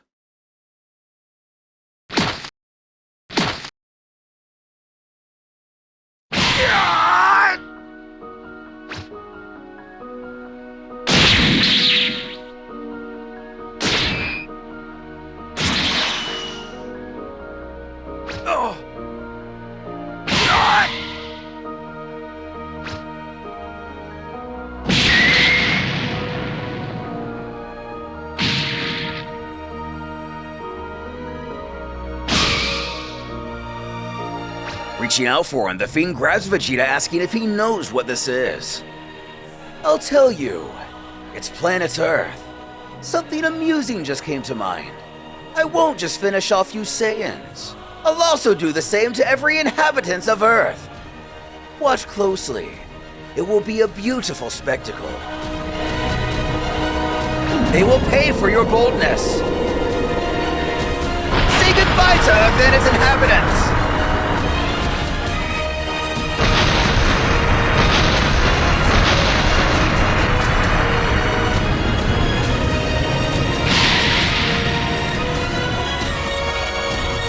Destroying the Earth and everyone on it.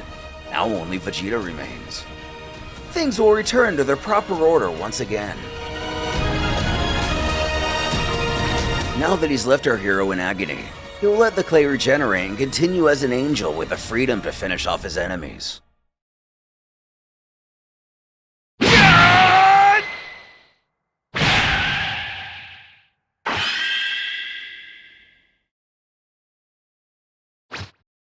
Flashing back a few years, it appears Vegeta summoned Krillin, asking what he wants to see him for. He tells him he's glad he's here. They both know that even though Kakarot died because of Cell, he's surely training another world to become stronger. Which is a safe assumption. Goku never stops when it comes to getting stronger. Nothing makes him happier than that. A near equal truth, Vegeta won't allow that rascal to become stronger than himself. He must surpass him no matter what. That's why he asked him here. He has a favor to request. Piquing the turtle student's curiosity. Before naming it, he wanted to thank him first. Does he remember when he first came to Earth? And he means him and that other guy. But getting distracted, did Vegeta actually say he wanted to thank him? Prince goes on. Krillin could have killed him that day, and he would have deserved it. But he chose not to, and thanks to that, he's been able to know all of them and see things differently.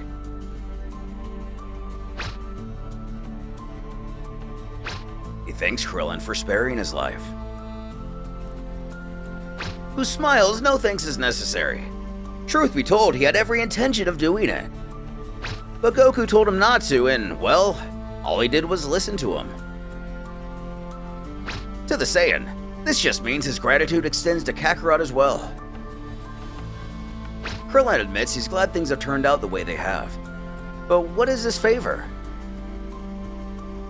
Vegeta tells how he brings up his first day on this planet for a reason. He wants Krillin to remember back to his fight against Nappa. He and Piccolo used a technique that, for a moment, seemed simple at first glance. At one point, the two of them made copies of themselves. Not an afterimage, not an illusion. Physical manifestations of their very being. Cell briefly did the same against Kakarot. Of course Krillin remembers. He also remembers Vegeta saying it was just a childish trick. But honestly, he wasn't wrong. That technique isn't very efficient. When you multiply yourself into several iterations at once, it divides your ki, strength, and your mind, making it unsuitable for combat. It can only serve as a distraction if your opponent's a complete idiot. Nothing more. Which is funny he says that. If Vegeta plans to defeat Kakarot, he has to learn new techniques. Even if it's not the most useful one, it's more than likely he can put it to better use. Besides, he's sure Goku knows how to use it, and it would be good to anticipate something like that if he ever uses it against him. He wants the Earthling to teach him. That's the favor. But what? Really? He actually thinks he can make use of it? A little hesitant. He should know the original creator of it is Ten Shinhan. He thinks he's the one who should teach him. The two of them actually do it a little differently from one another. Tien splits into 4 and Krillin only 3. His opposite finds interest in this, but still, since Krillin was the one he's actually seen use it, it'd be more convenient for him to be the one. Besides, he's here and Tien isn't. So Krillin figures if he's asking for it as a favor, he'll do it. It shouldn't be too complicated for him to pick up. Ready to begin. Beforehand, Vegeta should know that to learn this technique, he must first pass a very difficult test. But no matter what it is, he's sure it'll be no problem. He'd better not forget who he's talking to. Throw a cheeky stare. To teach him, he must call him Master Krillin. And what is he saying? His master? Vegeta will never say such a thing! Walking off, it's just like Krillin suspected. Well, since he can't handle this test, that's a shame. In that case, he'll be going. In reality, he just wants Vegeta to lighten up a little. He isn't too serious about making him say it. Fine! The Prince relenting, he reiterates. All right, Master Krillin, don't forget it. Master Krillin. He implores Vegeta not to be shy. Say it louder! Enough nonsense! Let's get this over already before I remind you what I'm capable of! Reminding he also spared him from his revenge back on Namek. Dropping the act, Krillin's had his fun. He's ready to get down to business. What?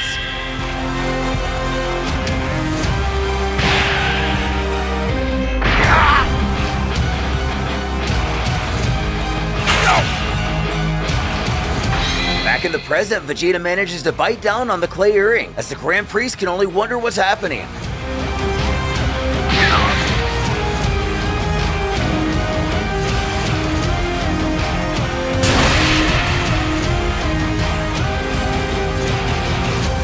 I told you I would finish you off no matter what!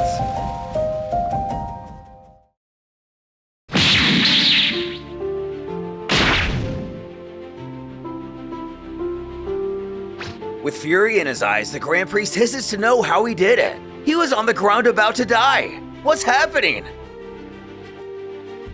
Still with his remaining arm, the Saiyan holds him back with his Keyblade emitting from the one he lost. He can see his foe can't move. He's bleeding, just like any mortal. But weak spot? That's impossible! There's no way Vegeta could hurt him! Which is a fair point. The Grand Priest is supposed to be the strongest of all angels, and Vegeta is still far beneath even Whis' level. In all reality, the statement the Father of Angels made about the Saiyan being an ant and himself being an elephant should be extremely accurate.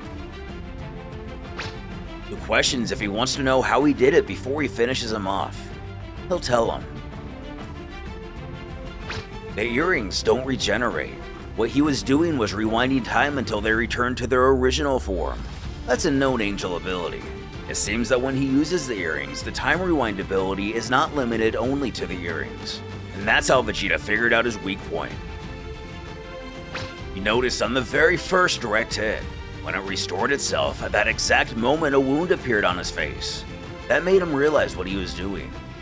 It wasn't just the earrings that were affected by the Temporal Doover. While it doesn't extend much past him, the Grand Priest has been abusing this technique throughout the entire fight to undo any damage the Saiyan has caused.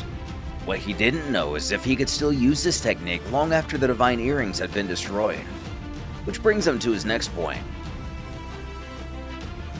When he's wearing those things, he can use angel abilities without restriction, but when he's not, he becomes a complete mortal, except with an angel's strength.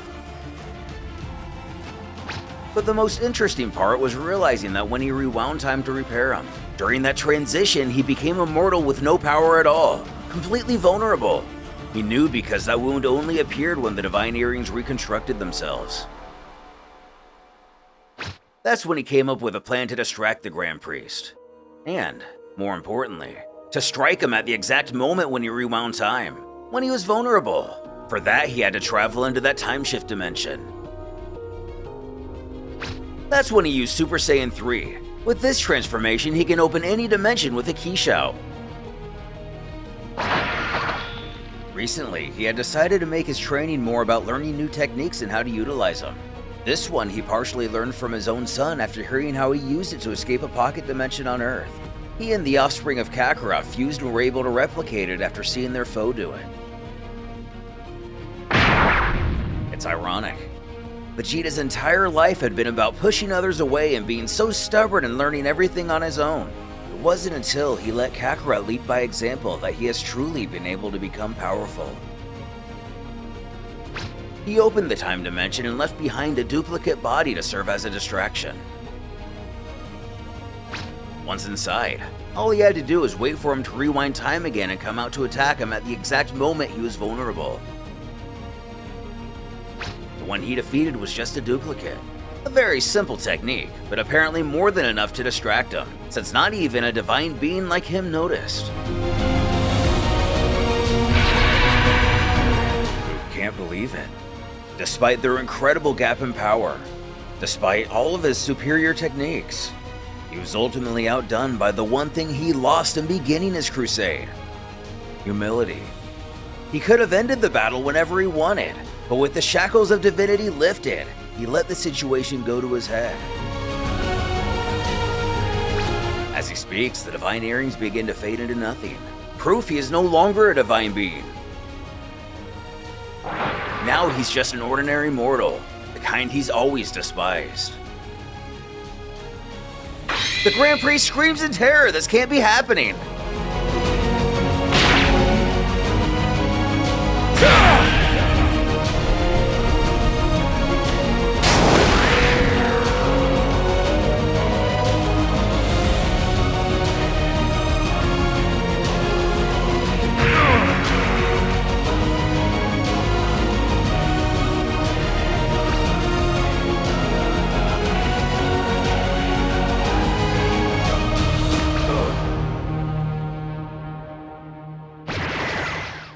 Winning the battle.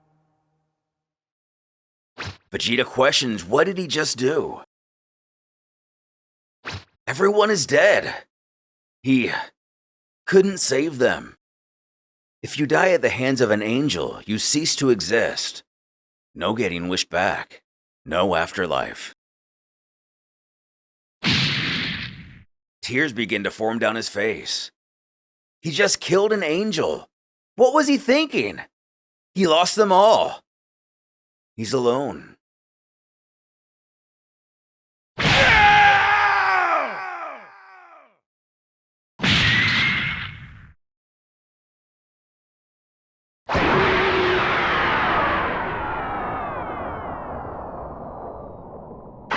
No! No, it can't be!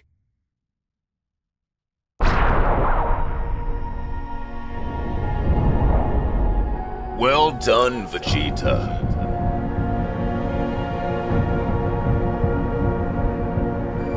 As a mysterious figure materializes, he compliments Vegeta's done well to finish off the Father of Angels. Bewildered, the Saiyan beckons who he is. Then he realizes, the two entities, those are Zeno's guardians. One of them informs they accompany Lord Zeno wherever he goes. But what's he talking about? That is not Zeno! The other guardian chimes in. Vegeta eliminated a rebel angel who's causing problems here. That's why the great Lord Zeno has come here in person. I thank you, Vegeta.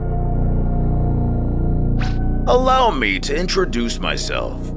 I am Zeno, the governor of everything above all things. It's a pleasure to meet you. Still not buying it, Vegeta scoffs, how is he Zeno? This can't be. He knows Zeno very well, and it's clear this guy isn't him. Though he assures before him stands the most powerful divine being that has ever existed and will ever exist. His right-hand guardian confirms this is the true appearance of the great Lord Zeno. Not just anyone has the privilege of witnessing his true appearance. Accepting the situation. So this is what Lord Zeno really looks like. Instructing the Saiyan to observe closely. They summon a group of little Zenos, the ones we're familiar with. These are the beings they use to disguise the true appearance of Zeno. Vegeta knows them well. This was also hinted to a while back after we spoke to Frieza. They're just simple creatures with no natural abilities at all.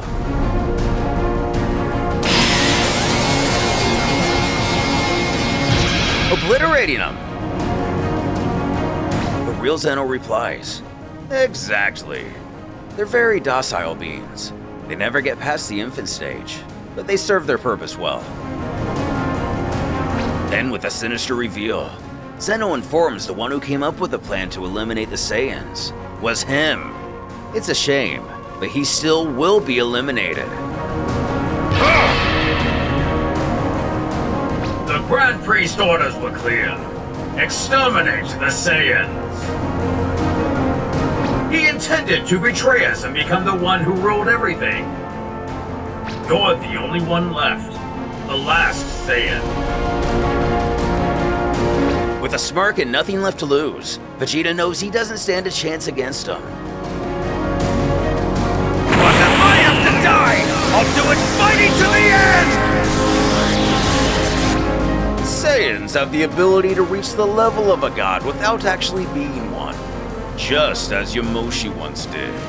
It's better to eliminate them now while they're still just ants.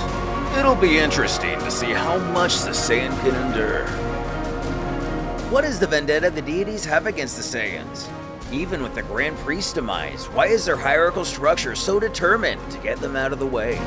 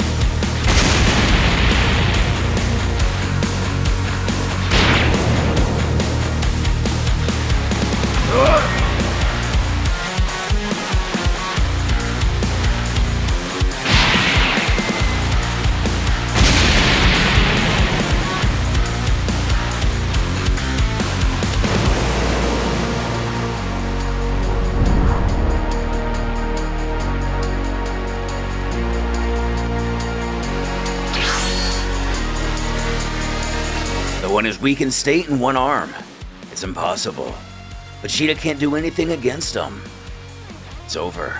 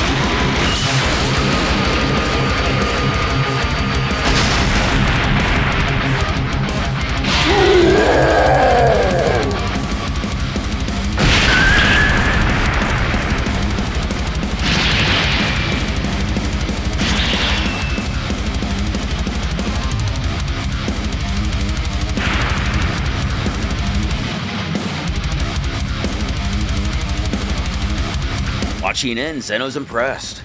Vegeta's surpassing his limits. He's managing to withstand and go up against his guardians, each of whom rival a god of destruction. These planets are close to those of the Kaioshin. They're just as tough, yet his guardians are still grinding them to dust. He wants to see what his limit is before killing them.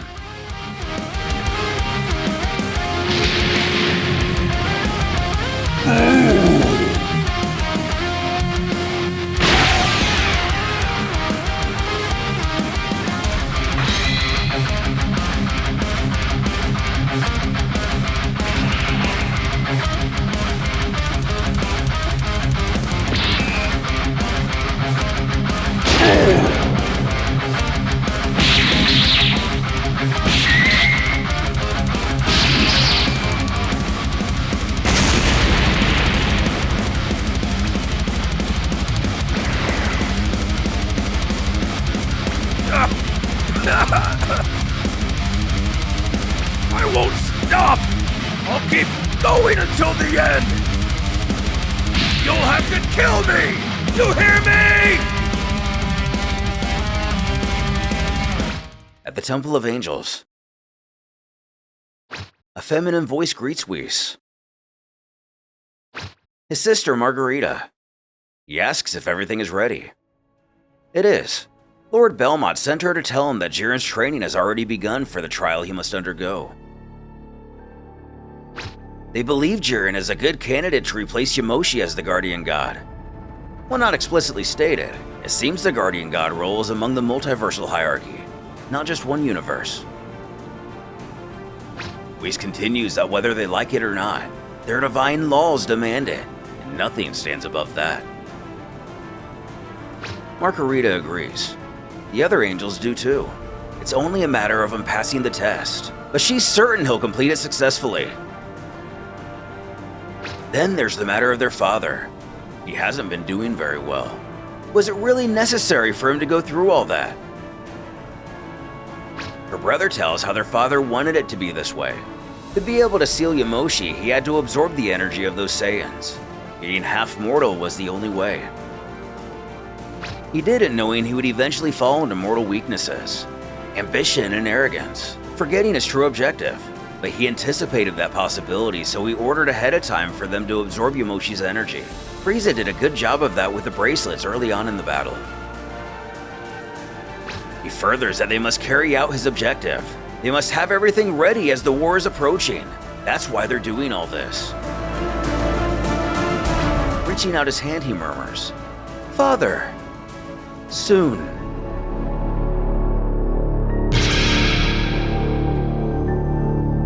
You will be ready.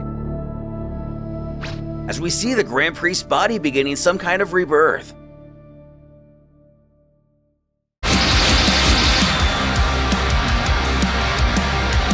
What are you trying to do?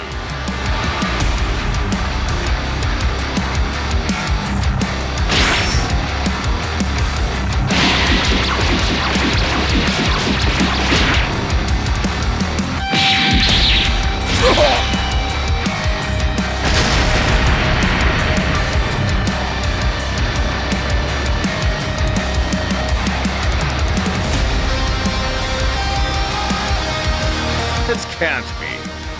That's all. Zeno admits he's surprised at how far the power of this race can go. To fight against two Celestial Guardians and last this long. Now he understands the Grand Priest's fear and that someday they might become just as invincible as Yamoshi, and left to his own devices had likely become just as uncontrollable as him.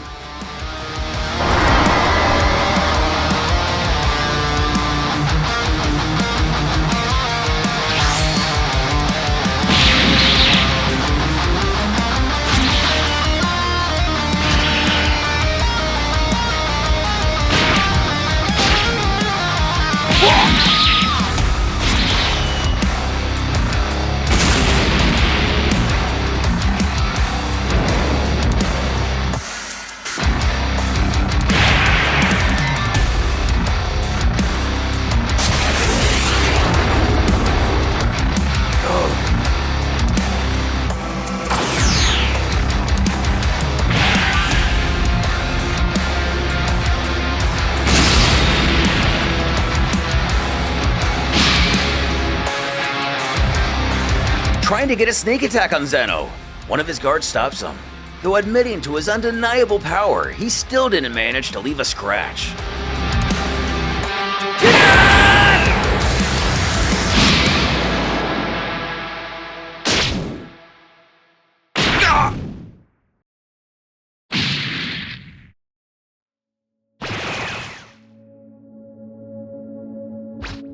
Battered and out of energy, Vegeta can't help but think back on his family.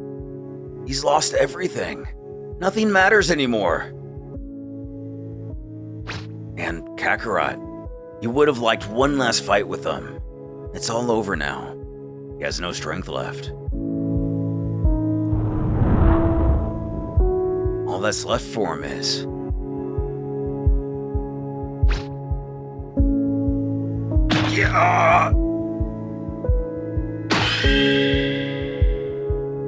finding the will to stand.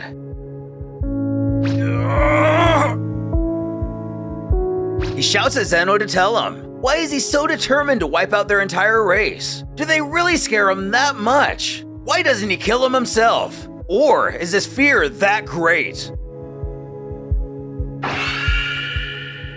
What Vegeta's plan may be, as grim as it is, it may be that the Guardians do not use Divine Ki and Zeno does. If one is killed with it, such as Goku and everyone on Earth, it will not only destroy his body, it'll also destroy his soul, his very existence. The Omni King almost rolls his eyes in response. He mocks if Vegeta really thinks everything is always about him. The glorious Saiyan race! The universe is infinite, and Vegeta is not the only one with a race that powerful. Since he's so desperate to know why they want to wipe them all out, he'll tell him before finishing this. They've always looked for a warrior race that is powerful, yet above all, easy to manipulate for their own interests. Among many other races, they found the Saiyans. They seem to fit the requirements. Savage, ruthless apes who only enjoy battle after battle. But one day they realized that among their kind, there is always some who are rebellious, and far more powerful than the rest. The ones who didn't like being controlled. Among those few, Yamoshi appeared. A Saiyan monkey who, unlike all the others, seemed to have no limits to his power and strength. He rose so high that he was chosen as a guardian god for being the most invincible, literally a mortal turned into a god. But of course, he wasn't a god like Zeno or the angels. He carried the defect that all mortals have, refusing to follow the rules. That is unacceptable. It corrupts what they are and what they possess. So every once in a while, they perform a cleansing, eliminating the majority and keeping only the ones they feel are useful. Just like they did with Vegeta and the destruction of his planet. Vegeta's powers are getting closer to Yamoshi's, and that is a danger to the real gods. Reaching out, Vegeta grits, this'll be it. I'll put all my energy and warrior pride into this final attack!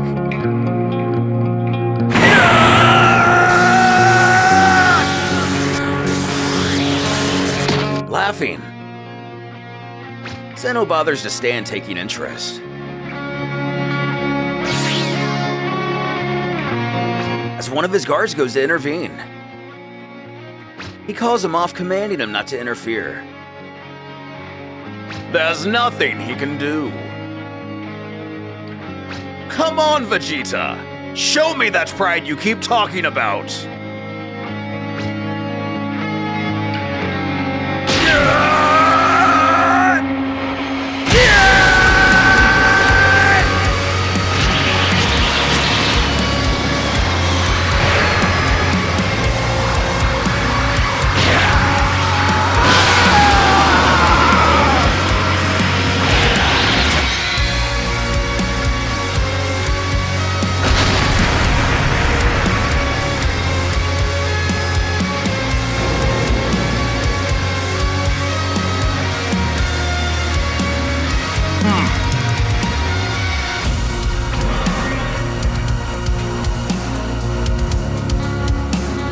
One of his guardians intervening after all.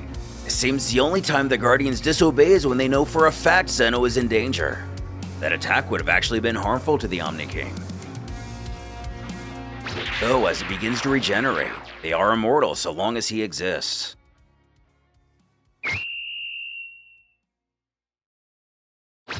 But because of that attack, Vegeta's left in agony, yet still standing. He must once again acknowledge the Saiyan's great power. This confirms how dangerous his kind can become. Now all that's left is to witness his end.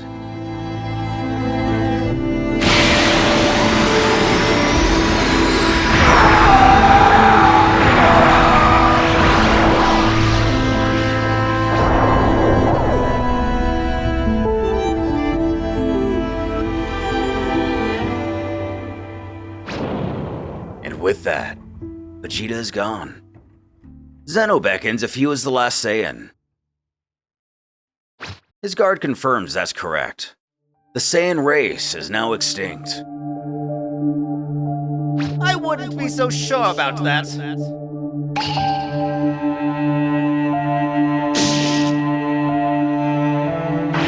Frieza! He tells there is still one Saiyan alive, and he knows where to find him.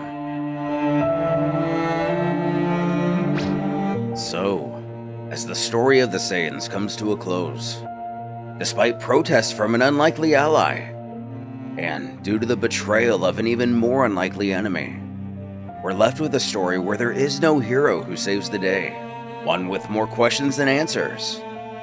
Not all stories are so optimistic. But also, as Vegeta said, everyone has a weak point, so maybe, just maybe, there is still hope.